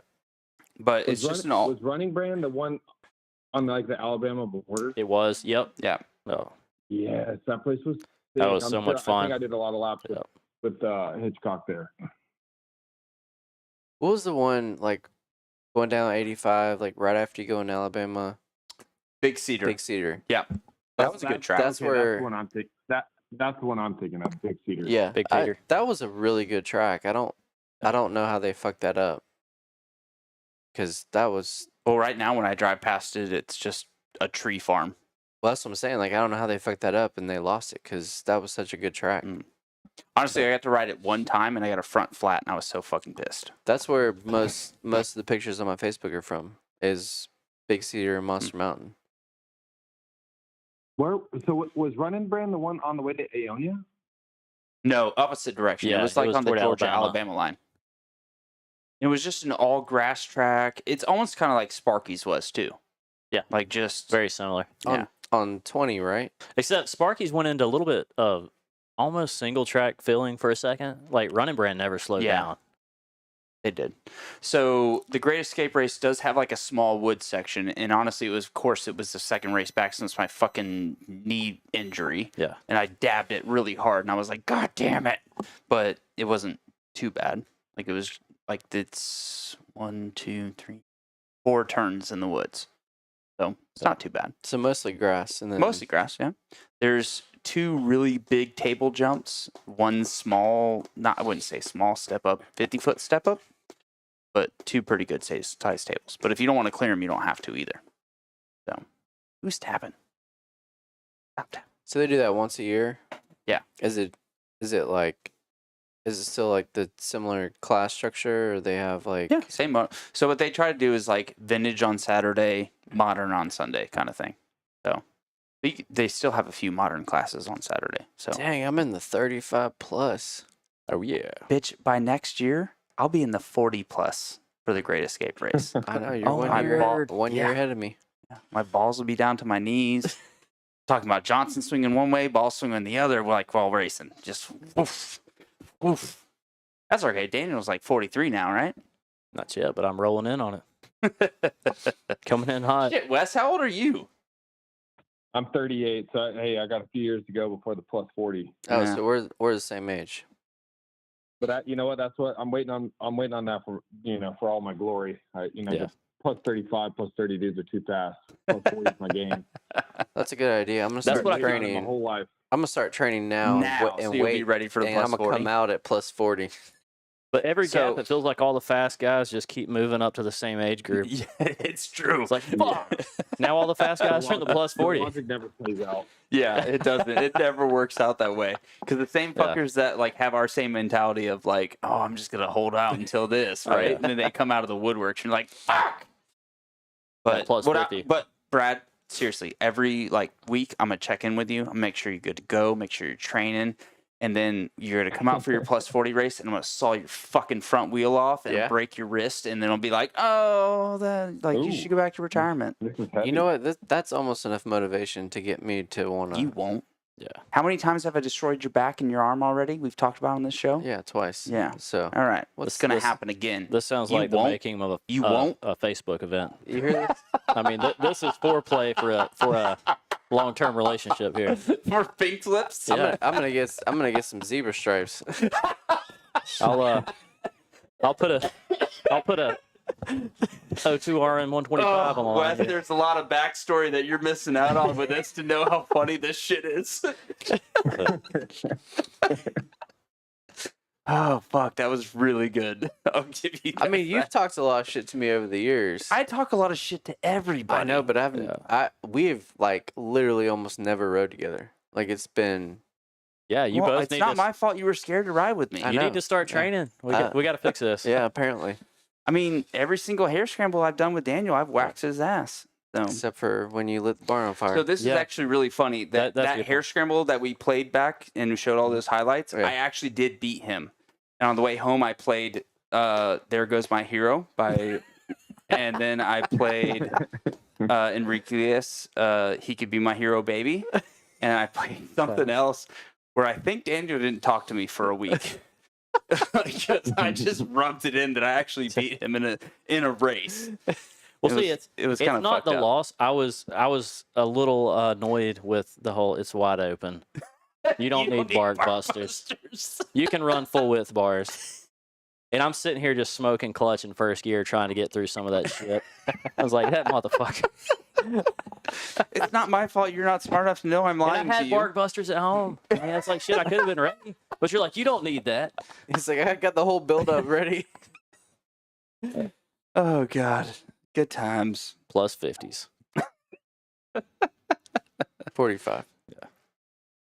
All It's been right. about 10 years, right? We probably should start to wrap this show up a little bit. The bad part is we still have a bunch of stories we can go through. We can keep this going for another 3 hours, guys. Is she gonna drive your ass home? Guys. I say let's make some new stories this year. We'll ask Daniel to buy us another 6-pack for Kevin's race. Yeah, let's do it and for that old sounds time's like a sake. good reunion. I'm into it. Yeah, let's do it. Let's do it, bruh. We'll get some beer. We'll call it Gatorade and have a good time. Oh yeah, don't tell my mom, please. No doubt. I never rat. All right, man. Well, I'm so glad you So- called in. I greatly appreciate it, Yeah, and good to we hear from you, man. will definitely keep me posted when you're coming back to Georgia. Well, and you honestly, you need to let me know when you're coming back to Georgia because I'm gonna have to force these two fuckers to get their shit together because that's the only way it's gonna happen. I got to have at least 2 weeks. Well, My shit don't I run. need 2 2 months. months. Yeah. Hitchcock, just so you know, Billy Browder I do have a YZ125 2005 model sitting at his house. I crashed my brains out at Aonia in 01 on it and Yeah. never really fixed it up, but it's sitting in his garage. But I No do have shit. a bike there, so I could pretty much do like a lap at a time. So even if all 4 of us did go to the same track, we could like just relay race or relay practice Relay the bike, race. and I Do think- time trials. Yeah, we could like split the entry and be like, dude, we're not gonna all be out there at the same time. Yeah, it's one bike. We only it's $5 a piece, right? Right. We don't I mean- all. Wes, what city is that bike in? Billy lives in where the hell did I used to live? Flowery Branch, Auburn. He lives in Auburn. Wait, Auburn. Georgia or Alabama? Yeah, Auburn, Georgia. Where the fuck So, is Auburn, Georgia? Like close Way up north. to Lawrenceville. Yeah. Oh, like heading to like Monroe, like scrub and dirt kind of thing. Yeah, close. Yeah, he's probably like Other way. 35 minutes from Monroe. I was gonna say, I'll get that bitch and make it sure it's running good. Oh, all right. Don't tempt me with a good time. Dude, I'm not tempting. I'm just telling you. Like, I mean, I'll bring my 04 RM250. all right, no, don't listen to his ass because I've told him for the past 3 years I will fix his bike up and get it running for him, It runs. and never brought it over. That's because I don't need you. Well, apparently you do because the thing still doesn't fucking run. It does. I wrote it like a week ago. Yeah. Did the steering stem actually turn, or did it go click, click, click, click, Oh, no. click, click, click, I mean, click? it needs fork seals. It needs, brake lever. Hey, these are the things I can do for you. But you Just can't, don't let him do you a can't top. fix my joints, though. That's the problem. Don't waste your time on someone that doesn't appreciate it. I will appreciate your time. I will knock this shit out for you. I will Exactly. purposely go ride scrub and dirt to get yelled at by the owner to get your shit fixed. You should fix Wes's. I'll fix Someone mine. messaged me on Facebook like last month and said that they're selling that track like next year or something. Really? Like they know or They it's up for sale already, maybe. look, one of our things on the show that I told my buddies is like not to talk shit on things, so we're just gonna cut that off right now. Oh, okay. Well, either way, I always wanted to buy that place, and whoever messaged me, I was like, if I still lived there, it would honestly be my dream to own that place. No, and honestly, if you owned it, it would be a killer. It would be fun. Yeah. That would be fun. I used to get to prep it a few times back in the day before some races. Did you, Caught my interest. when you prepped it, do you actually have like hypodermic needles, like you had to pull out of your skin or the tires, or? Yeah, I thought they got away from that reputation. It's been a few years since I've been. No, out there, it but I thought they did. brought It back. did. No, I haven't seen that since way No, back. that was at the very beginning. And for anybody, like, I'm jokingly talking shit on it. Actually was a dump, and they. And we're had talking a like problem. 90s. Yeah, there was a problem with that, so that was always like a stigma on it. So Are we talking about Yeah, Monroe? there was a lot Yeah. of trash that used to come up. I mean, it was fun. I've spun a lot of laps there. dude, it's one of the funnest places. We showed a video earlier of our buddy I forgot about looping that. out on that track. Yep. That was really It's the fucking track. good. I have done more laps on that track than that and the X track. If you guys remember that. place. Oh, Yeah, I remember the X track. In Loganville. Talk about a No, sketchy that was place. done before I came here. That was so much fun, but man, Right? they had some big shit there. Loganville, right? Uh-huh. Yeah. Yeah. Well, we know what happened there. What happened there? You don't know? Enlighten me. So apparently, they were like they flagged everyone off the track so they could do maintenance. Oh, I've heard this. And yeah, I guess someone was still riding and like hit the tractor. the loader was like out there and they landed in the bucket. Yeah. And died. Yeah. Yeah. So But that's not what shut it down though. But that did happen. that's okay. So what shut it down? Because that's terrible. The horse, they had like a horse lady neighbor because I think the bucket thing happened in like '99 or 2000 if I remember correctly, and it didn't get shut down until into 01 or maybe beginning of 02. So yeah, they got sued by the horse lady neighbors, and yeah, they didn't feel like fighting it, so they shut her down. That's It's way always the crazy horse lady. Yeah, that's so way less of a cool story. What's more likely to shut down a track? Fucking horse A lady. death into a tractor bucket loader or crazy horse lady? That damn horse lady. Yeah. I don't know that the bucket dude died. I think it was just like a pretty gnarly injury. That's what I heard too. I heard they made it, but that's like rumor mill. Right. Who knows? Yeah, this was back in the day. The only way you could find out stuff was on a AOL chat room. So Yeah. it was, Or only carrier through a pigeons. it was like hearsay, big time back then. Right.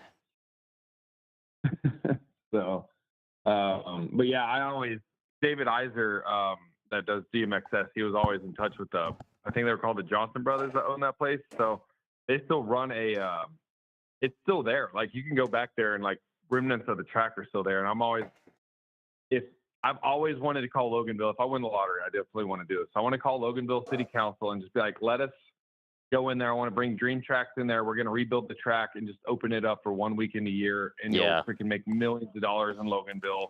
Every hotel will be booked up and we'll probably set the horse lady's house on fire. Not a big deal. Then you can open every weekend after that one event. Campfire Stories.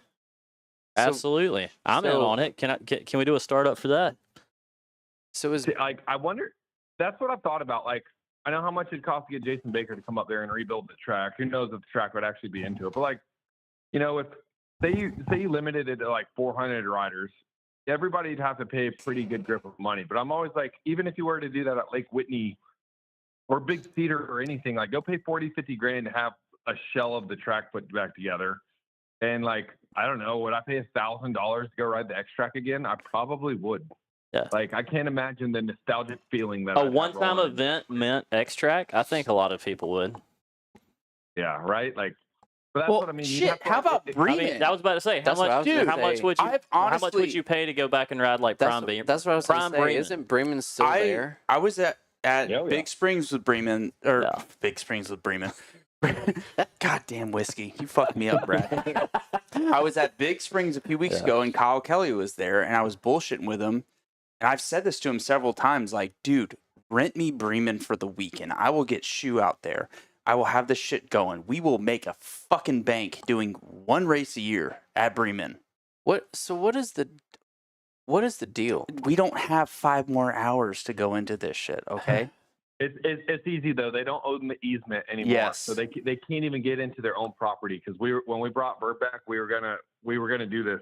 We were gonna buy.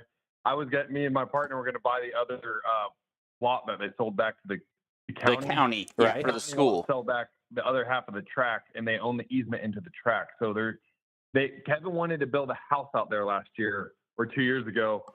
And he couldn't get the permits for it because he couldn't get a permit to use the easement to get to a house. Yep. And then he built his new house, and the shit burned to the ground, which was fucking awful. Correct. Yeah. So what? So the actual land, is the land like there's no way to access the land? Is that what you're saying? Correct. 100%. Like their land is 100% surrounded by someone else's land. Landlocked. I didn't even know that was legal. So, is the land that's being blocked, is it the Indian owner of the gas station entering that place? Because I feel like we could just offer him a ruby and we'll be able to get in. I mean, no, but dude, that gas station made so much money off of us over the years, right? Yeah. Like everybody leaving that track knew that dude, talked to him, he was cool as shit, right? Yeah. I mean, it sounds like we just, need to get like 10 people to go in together and buy somebody's piece of property. That's How about, so you it. remember the old car? There was a dude that had the house, had the carport, had 2 old cars, and the signs on the front of the windshields were like, it's not for sale, right? Yeah. Like that dude's backyard backed up to Bremen's other entrance. Right. Like maybe that guy. Or yeah, I remember power looking on lines, Google Maps a few years back and looking at all the piece of property. I feel like it'd be doable if you rolled in and offered the right person the right amount of money, but I don't know. Running a dirt bike track's hard. Honestly, like this is kind of fucked up to say, but I'm gonna say it because I'm drunk. So that old dude with those cars that's not for sale, he might have passed over at this point, and old Mrs. is looking for a man to satisfy. And now her. it's for sale. We could find a young motocross dude that's gonna satisfy this woman. That's just gonna give him up. Like, give him the land, right? And that's going to make her like the sport. You've too. got like a young brother, right? No. No, like he won't do it, or both. Well, I mean, I do have a new alleged son, Shane. How old is he? Shane would be the one. Shane would do it for the team. Okay, yeah, we make this happen. Totally. Shane looks you ever like seen Patrick that Swayze. meme where it's like an old granny putting her underwear back on, and she's like, "That wasn't so bad," and it's like to hunt her land or something. Like it's similar thing. Yeah. Yeah, we can make this happen. Shane could totally make some shit happen. And look, I've got the camera equipment. I'll film. Like I flew the drone over it in 2020. So I think if you go to my YouTube or the Vurb Moto YouTube and type in Bremen 2020. It should be on there somewhere. There's definitely I put a bunch of drone footage on there. It's crazy. It's still all there. Yeah. Dude, Yep. you want to know my proudest moment that is still stamped into Bremen history right now? So I have this plate in my arm. Change the camera angle. So I got this plate in my arm, right? That I got at Bremen from raising my arm because my spark plug cap flew off. Dude land on me. Snapped my arm. So cut to a few years later. I'm showing Nick Gaddy how to jump the Mexican. He's pacing me. I boner aired the fuck out of this thing. So how big was that jump? $140?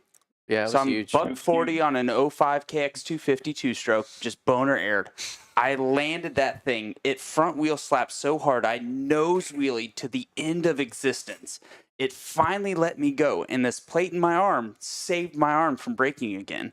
It hit the post in front of the Kubota sponsor sign and pushed the post into the Kubota sign. So in the bottom of the U of the Kubota sign is this massive dent that is still there today that my plate in my arm put there.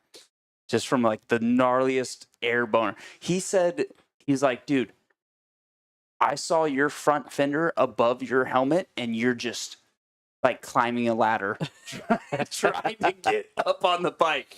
And then when it landed, it just front fucking nose wheelie the whole way into it. So was that when it was the single over table, or was it full blown triple then? No. It was a single over table. That what you're talking So you're about talking is the Mexican. The Mexican, right? not the ombre. The ombre was the full triple that right. Chisholm didn't annihilated his wrist on.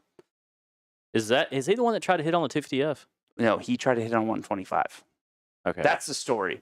But I've also been told it was Kevin Walker. So I don't know. I was there one day when somebody tried on a 250F and they made it about 80% of the way there. I don't remember who it was. It was it was Four Stroke Nationals back then, like that first year they built it. Bremen, like, I feel like anyone who lives in Georgia is like, oh yeah, Bremen's a legend. Like, yeah, that track, dude. If we could bring back a Bremen back in the day. That big loamy turn up there by the shop. Oh yeah, like where they just dump all the sawdust, like that one big sweeper. Oh yeah.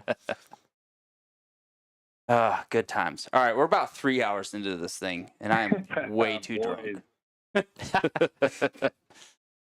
All right, Wes. Well, for real, dude, greatly appreciate you calling in. Holy fuck, you've been talking to us for 52 minutes. I mean, he's a guest on the show now.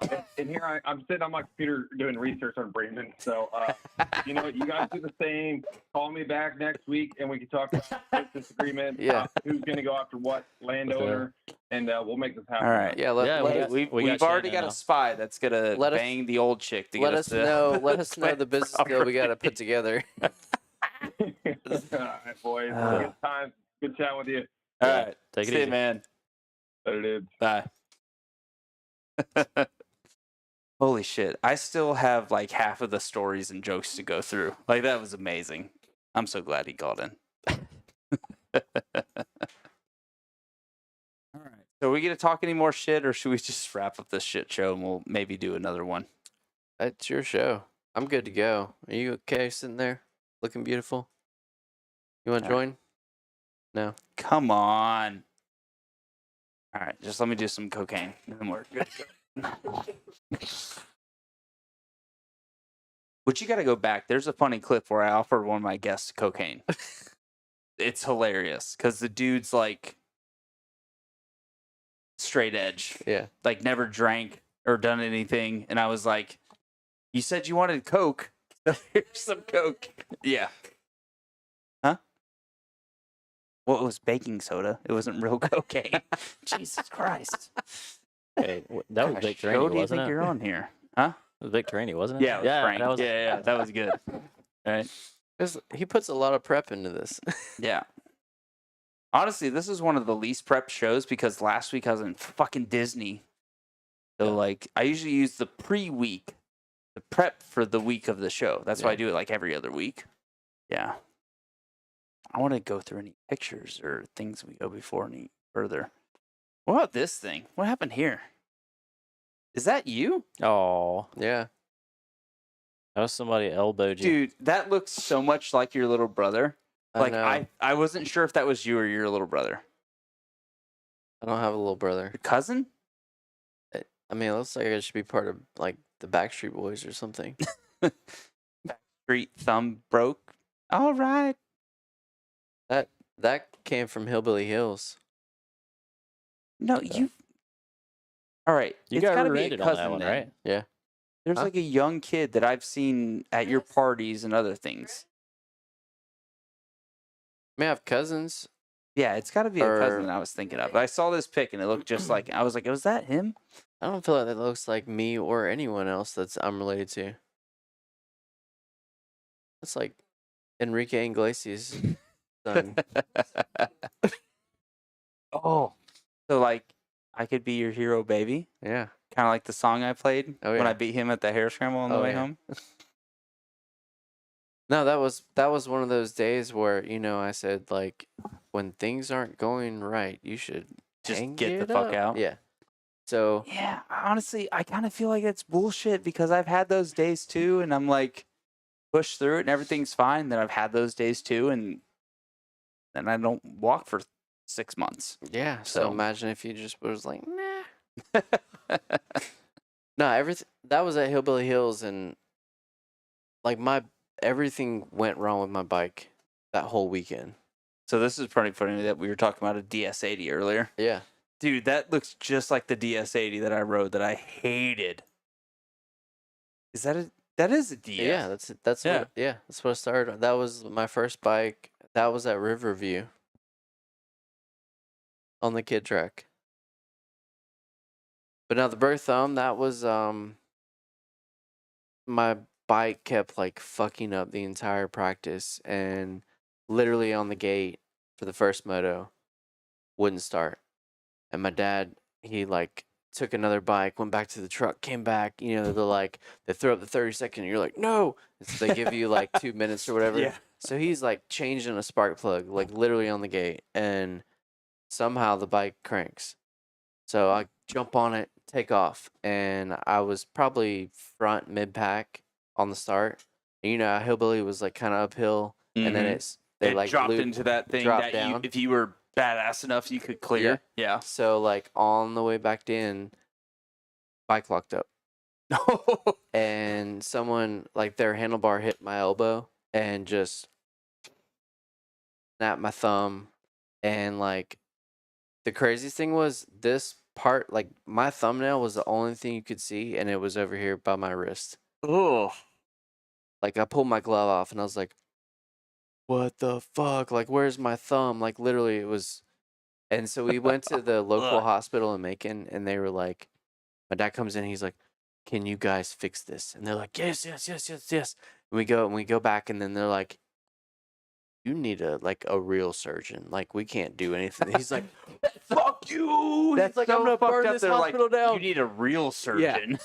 So he like did 120 all the way to Scottish Rites with his flashers on, and Yeah. and like we got there, and I could see him doing that. yeah, Yeah. he was very unhappy. So, Daniel, this is a story that I must get out. 2 parts of it. The fact that you went to Loretta Lynn's in B class and your parents dropped you off because they were on vacation. So that's one of the parts of Loretta stories that I want to get out of you. Oh yeah. Well, he was there too, because it was. Well, nobody expected me to get in that year. I was already jacked up. That was before I tacoed the wheel on that same bike. All right, so this has always blown me away about like your talent and ability. Like, you didn't come from a family of dirt bikes. You got into dirt bikes somehow, which I still don't really know. And you got to race Loretta's in B class, and your parents don't know shit about this. They're on the way to vacation, and they just know they need to drop you off at this race. Nah, they weren't there. It was my grandparents dropped me off. Your grandparents, Yeah. So not even your parents, But your they had- grandparents But dropped they had you off. friends up there. But the thing was, is like it wasn't booked. I forgot how out. I was like one out on alternate, and it was like, you're not getting in anyways. So it's like, go hang out. And then it came up, somebody got hurt in practice or whatever. So I ended up riding that year. But yeah, no, they were just visiting friends. So I was just hanging out there. Well, Daniel, And props to Hosfield if he's out there anywhere. He was a real friend, hooked me up, helped a lot. So Hosfield? yeah, Tim Hosfeld. Oh, okay. Yeah, he is cool, cool yeah, dude. he was such a cool dude. So I was just hanging out because they were there that same year. He got hurt though, so they were hauled out. Then I was like just bailed out, totally solo at Loretta's. It was like nobody. He was like, leave And, Daniel with us. We're good. And then I took a airplane hurt, so they were helicopter ride to But the yeah, hospital. So nah, Tim was cool shit. He was like helping me put numbers on the bike and just like 'cause I had no clue what I was doing out there. Which is kind of funny because I've like talked with that dude and know of that dude a good bit, but I don't think I've seen or heard from him for years, like a decade. But this was multiple decades ago. Yeah, but that's what I'm saying. Like, it's been a while since I've heard or seen anything from him. Oh yeah, he was such a nice guy. That was back in the day. So what about the golf cart The what? situation? So Golf cart? From what I remember you telling me, there was a golf cart situation with you and Richard. Oh, I don't know if And I I want to was- steal his thunder on that one. Well, I thought he was coming in for the show. He didn't show. So tell the story.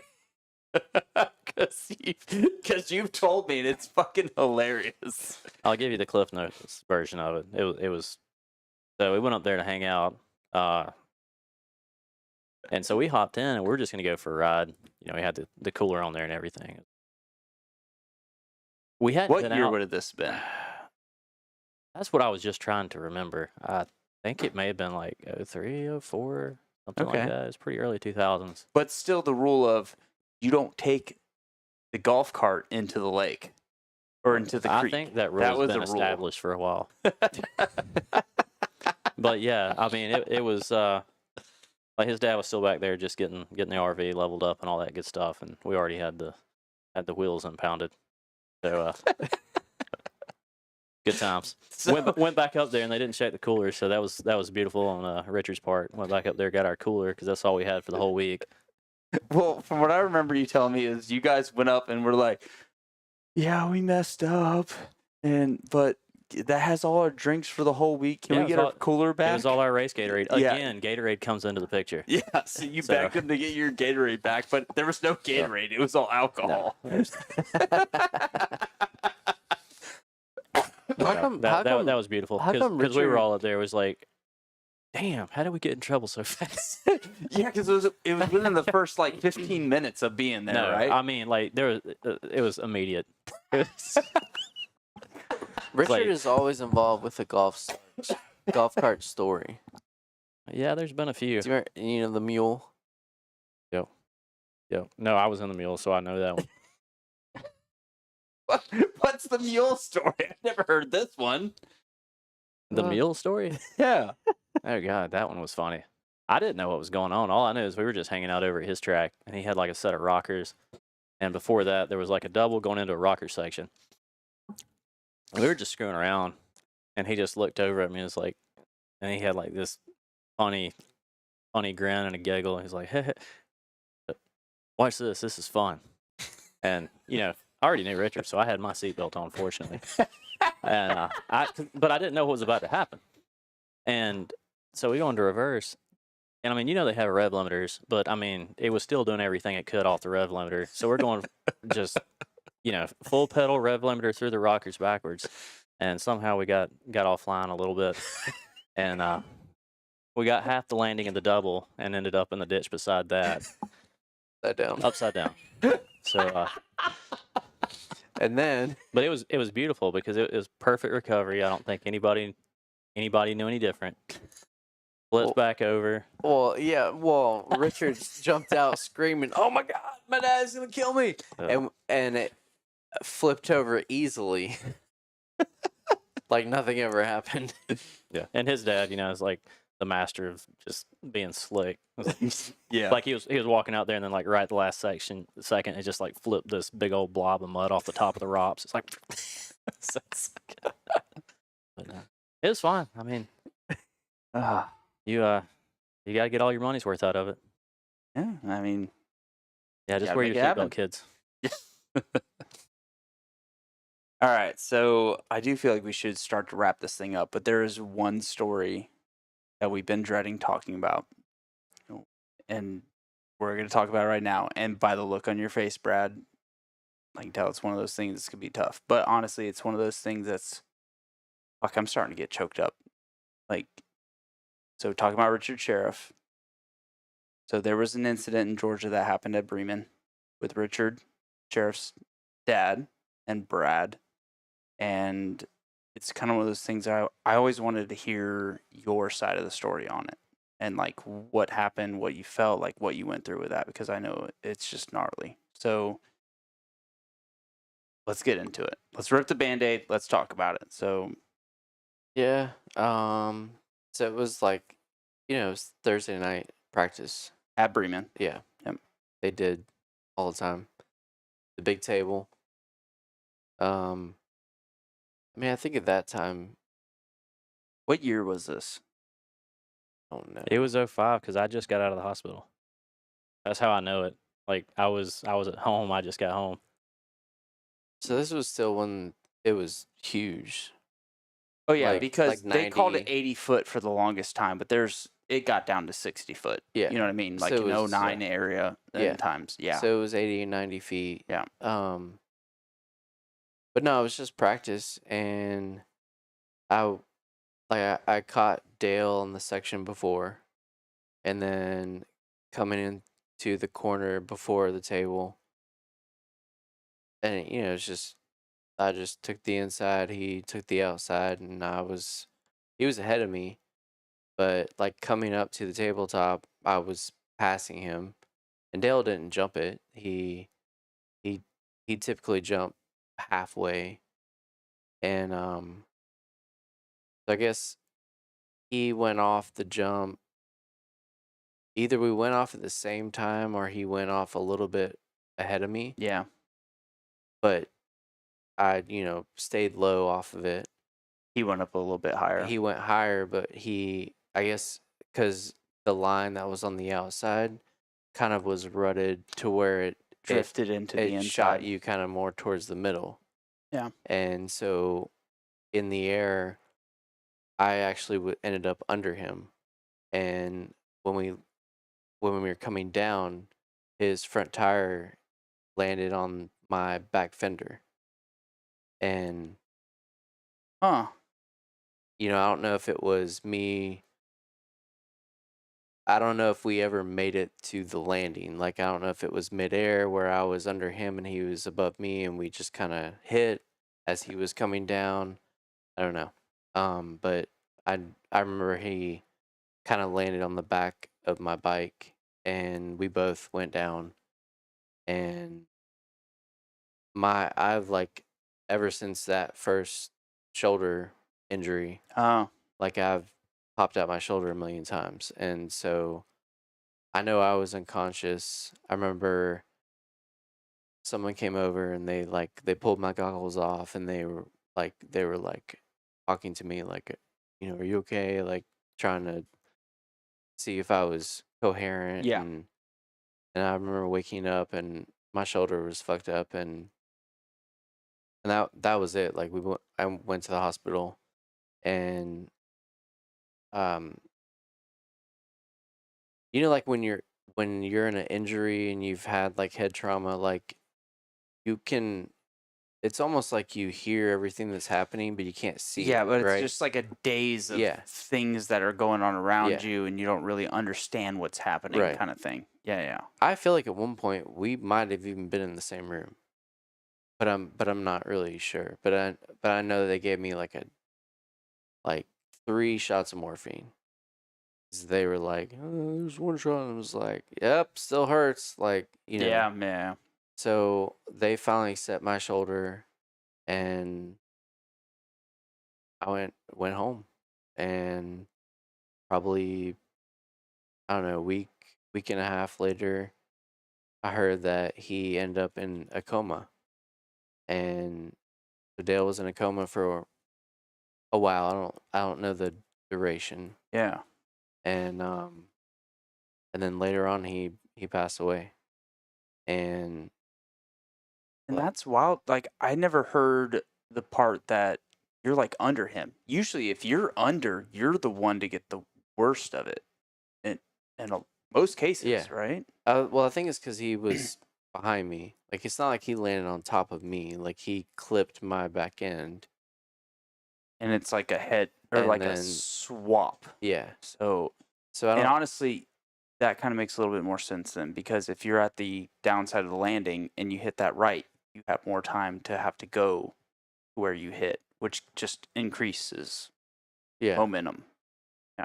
So I don't really know what his injury was from that. I just know that like I remember hearing like, okay, well Dale's, he also was injured. He ended up in the hospital too, and then like trying to keep up with it because this was obviously like pre social media and all that stuff, so it's not that easy to like Yeah. keep track of someone. But yeah, when I found out that he passed away, I was like, holy shit, like. Yeah, because I mean, like you, Daniel, And Richard, like best yeah. friends. Yeah, we like rode. I mean, we rode all. We all three of us rode at each other's tracks. Like Yep. we always were doing shit together. Yeah, because I would say within 20 minutes, it was all three of your guys' places. They That all was had back. cool Like I was tracks. running with Richard a lot back then too. Yeah. Like off the track, we were hanging a lot. Yeah, I mean, Richard was. He was at my first bachelor party. Yeah. Like in early 2000s. So like. And or- Daniel's running around at his wedding with a Right.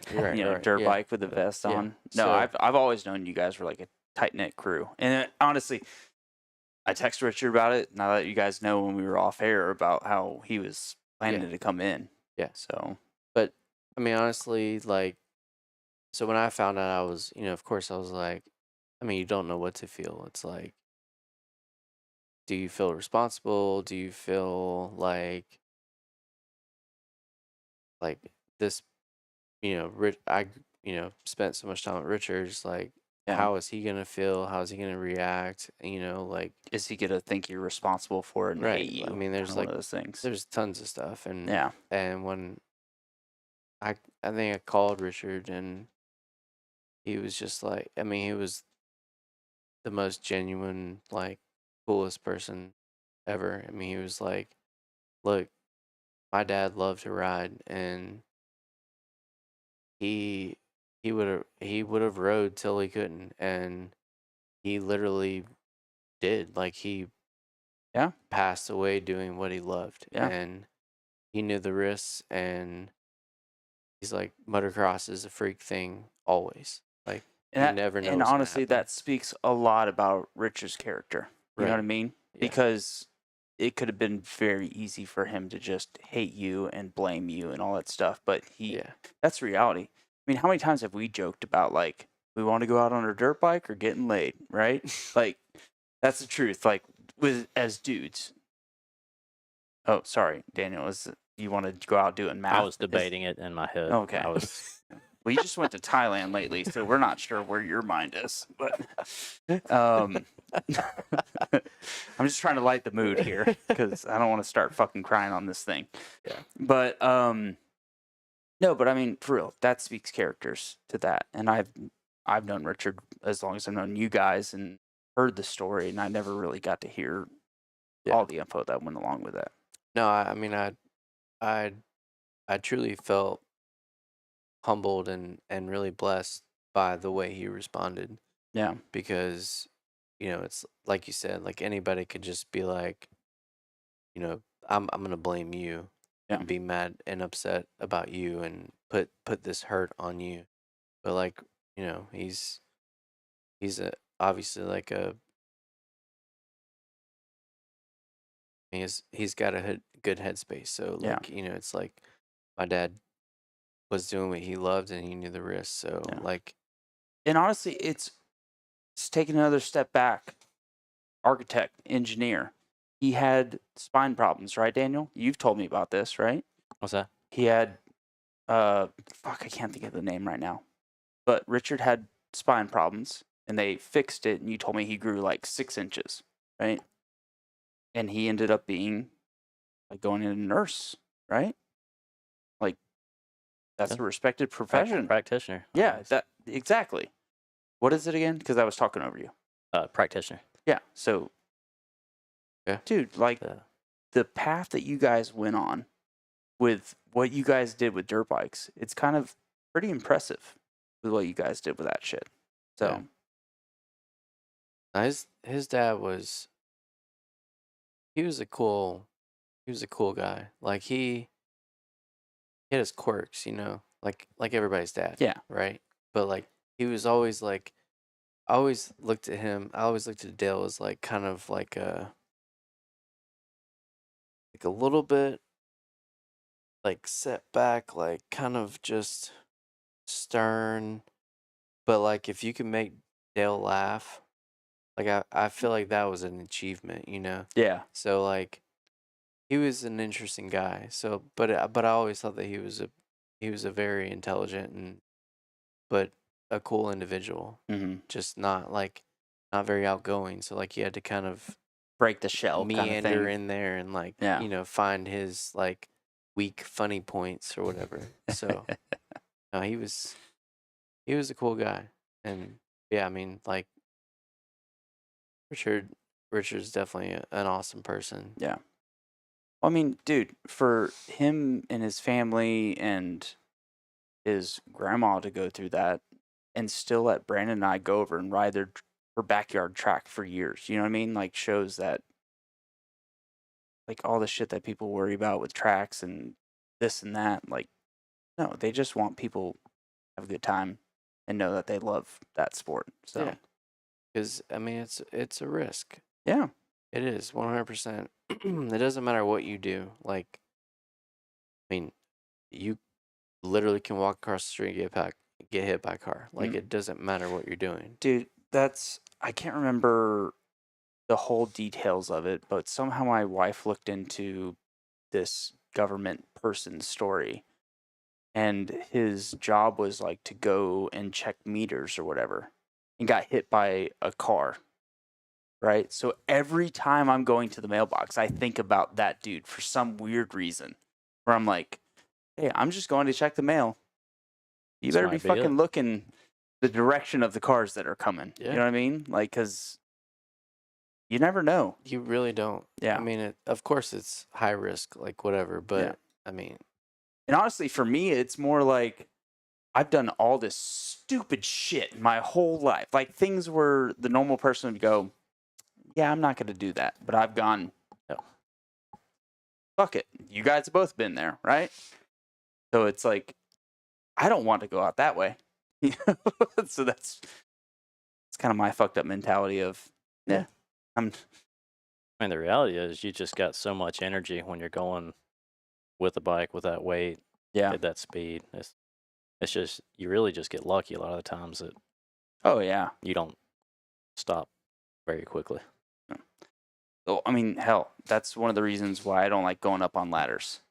Because if something happens and I fall, it's a direct hit. As where if I'm 30 feet up and crashing on a dirt bike, I'm carrying forward momentum that I can roll with, right? A ladder, it's just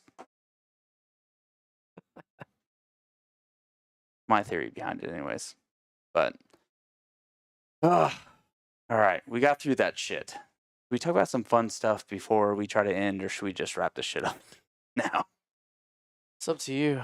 I got a few more in me if you want. All right. We'll do a few more fun ones or ones you text me, then we'll wrap the show up. So about, I lost my spoke wrench. Oh yeah. Oh yeah. Tell us about that. So, I don't. You know, like when you're trying to go to Loretta's, you know, it's like that is everything, right? Getting to Loretta's, it's like nothing- I gotta do everything I can to get there. And so my dad was like so fucking crazy about like us having the best chance. So he's like, we're gonna go to Michigan and run this area qualifier. I'm like, okay. So we go to Log Road, which is by far the absolute best dirt. You know, like Pax Track, Yeah. like that black sand. Well, Log Road was like, it was like the black sand, but it was like black sand mixed with like creek loam. Like this dirt, I mean, it was untouched anywhere. It was incredible. So we went up there, we were running 3 classes. We were running stock 80s, mod 80s, and we were running super mini. And they had this section where it was like kind of a downhill, and then you had this triple. And the triple kind of came up out of this hill. It was sort of like a step up. And there was nothing I could do to make it on an 80. Like, I was everything I could possibly do in my power to try and clear this triple on an 80. It just wasn't happening. But it was a faster line. So every single lap of that race, I basically like, it was like a soft case on this triple. Like, but it was faster to do that than to do the double. And I mean, I got shitty starts, ran from like 20th all the way back up to first, and I was just hitting this triple and just smacking that back wheel every single time. Blew all the spokes out of my stock bike. Next race, 85 mod. Blew all the spokes out of my 85 mod. Next race, 105s. Blew all the, like literally half the race, my back tire was like this because half the spokes were gone. And I was still just hitting that triple every single lap. Made it, and I qualified for the res in 3 different classes at that track with half spokes in the all back wheels. And then like in between races, my dad was like, "Fuck, like we only have a practice bike. I'm just gonna swap that one over." Like I just destroyed every single wheel that we had, and I'm just like, "Have you not been like fucking checking the spokes? Like what's happening here?" Went through all of them. So, well, we already talked about those pesky neutrals. What about the Cernix invitation gone wrong? Those I love the that was supposed to be my glory days. So somehow my dad had got in touch with Cernix, and then they were like, we've been watching you, been looking at you, and we want you to come up to Pennsylvania to race at our track, and we want to see how you do because we're looking at maybe offering you a sponsorship. So, you know, of course, for me as a Suzuki rider, I'm like, oh my God, really? And so I go up there, and Brock Hepler was there that weekend. And so I raced Brock Hepler, and there was one double on the back of the track that was like, it was right out of a corner. And you had like 25 feet, and it was like a 70-foot double, just that you had to like rail the corner, seat bounce, and maybe every other lap I was hitting it. And then the rest of the time I was like, I can't do it. So I would lead Brock. We get to that double. If I didn't do it, he'd pass me. And then the other section of the track, I'd pass him back because my ground speed was faster. And we went back and forth that entire race. And that's actually where, like, the guy who was the announcer he's like, Brad Richards is Oh, is it Richards or Richard? Brad Richards is out in front. My mom, literally, she was like a fucking Nazi. She went up in the booth, like, climbed the stairs, went up in the announcer booth, and she's like, "It's Richard." And he was like, "Well, that sounds French. Where are you from?" She's like, "Louisiana." He's like, "Cajun Rocket 76." So like that started a whole thing. But so it's great. she was, don't fuck with Italians. But so like after that race, he was like, the Cernix they said, "Let's see how you do at the RM Cup." Yeah. And which is like a month and a half away at Muddy Creek. They're like, "Let's see how you do there, and then we'll decide like what we want to do." And I was like, "Okay, cool." So we go to Muddy Creek, and we're in practice. Dude, my lap times, I literally, like, I was smoking Brock. I was keeping up with Davey, Millsaps. My lap times were out of control. My dad was like, this is what we've been looking for. And then he's like, the first turn off the start, stay out of the inside. Like, it is getting so rutted. So don't go to the inside. So we take off first race, and maybe 2 laps in, I go through the inside.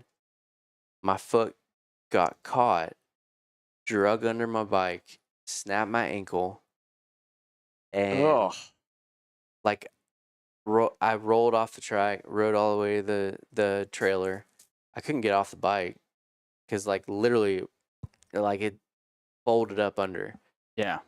Way to go, Alpine Stars. And so, like, I'm sitting there just with my leg up on the bike, just waiting for them to get back. And then they finally get back, and they're like, my dad, like, he's so mad. He's like, what are you doing? I'm like, I cannot move my leg.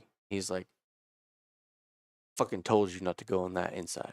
Like, I cannot move my leg. He's like, get off the bike. I'm like, I cannot move my, like, throwing shit in the trailer. He was so mad. They didn't take me to a doctor for like 3 weeks. I got to the doctor and he was like, because you're gonna learn today. Yeah, literally. Yeah. I got to the doctor and he's like, you have shattered your joint in your ankle. I'm like, really? So I had a cast all the way up to here. And my like leg was like stuck like this. And I obviously didn't get a ride from Cernix. So. All right. Well, I feel like we've touched base on most everything that I've kind of written down. Yeah. Like most everything's been touched on. Bye. So, boys, should we wrap up the show? All right. I don't remember if I played all the sponsors that I'm supposed to. Do it again. They get paid extra for that shit. And for the closing remarks. That's right. No, but for real, both you two, I've known you for a long time, and it's always been a good time to like hang around or party or do dumb shit with. I'm sure it'll continue at some point. So eventually, definitely. Well, he just went to Thailand for his anniversary honeymoon thing, so yeah, like he's transitioned, tons of other weird stuff. So we'll touch on From what I remember, you went also though. Is that Dude, right? honestly, And yours was my totally wife and for no I. good reason. My wife and I went to Thailand for our honeymoon. We went to Bangkok, and there's some amazing stories that have come out of that. Is it like Hangover 3? No. So the funny thing is it happened a year after the Hangover 2. So we're walking down one of the streets, and we're both like, we know this place. And it turns out that was one of the scenes that was filmed in the Hangover 2. We were like, holy shit. Like, we didn't know. But That's yeah, so funny. Yeah, there was a lot of funny stuff with that.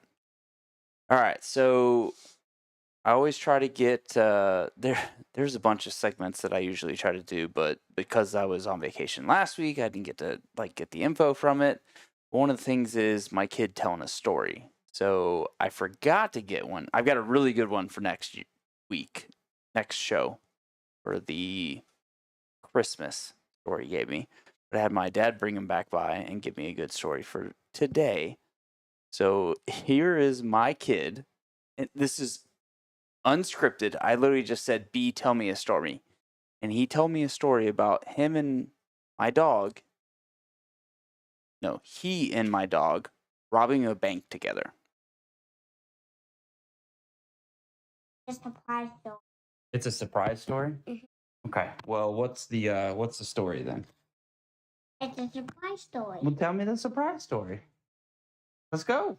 Well, once upon a time, me and Frankie came on a motorcycle. Once upon a time, me and Frankie came on a motorcycle. Uh-huh. And guess what we did? What'd you do? We went on a motorcycle. And guess what we did on the motorcycle? What'd you do on the motorcycle? We went to a bank and robbed it. You went to a bank and robbed it? Yeah. Okay, well, what part did Frankie have to do with this? Was she did she carry the gun around too, or was she just a watchdog? Make sure nobody hit the button. She was a police dog. Whoa, you robbed a bank with Frankie looking like a police dog? Yeah, we dressed up. We dressed up as a police. Oh, okay, so she walked in and people just thought it was just a nice police officer there. Yeah. But then you guys robbed the place. Yeah. Genius, honestly. Ethical. All right, done with your pee break. Let's go. Now, then, what was that? Oh, yeah, police. Me and Frankie dressed up as a police, and Frankie kind of had those little white things on her? Yeah. We shaved that off and put brown hair on it. Oh. That way they wouldn't recognize her? Oh, that's pretty smart. So what'd you guys do to get away from after you robbed them? We stole their jet too. You stole the bank's jet? Yeah, we stole their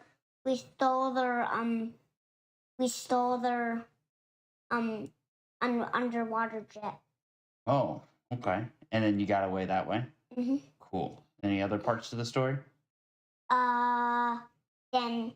Then you know who jumped in? Who?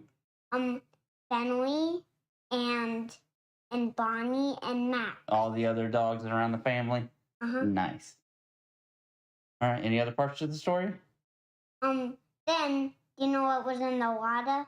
What was in the water? A big bloop. Big bloop? Yeah. What's a bloop? It's a big shark.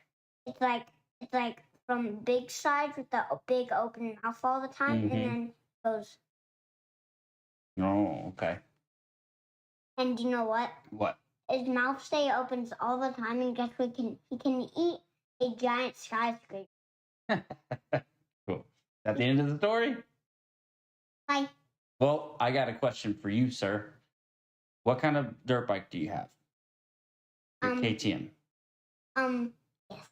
Is it electric or gas? Electric. Okay. Tell the people what you want me to do to it. Put an exhaust pipe on it. You want me to put an exhaust pipe on your electric dirt bike, but you don't want it to make noise, right? You just want it to look like it has an exhaust? All right. That's all. Great story, buddy.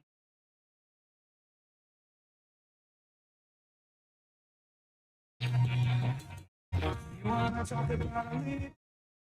I got shot in the darkness. With cups and rolling dice. We get no place now.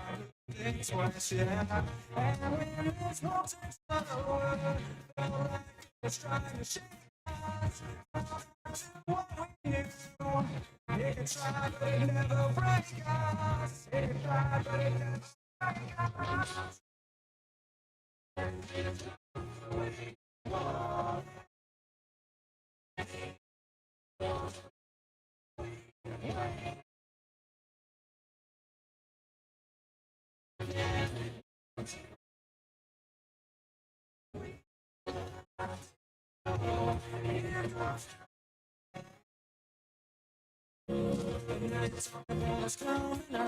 Like we can't function on this level.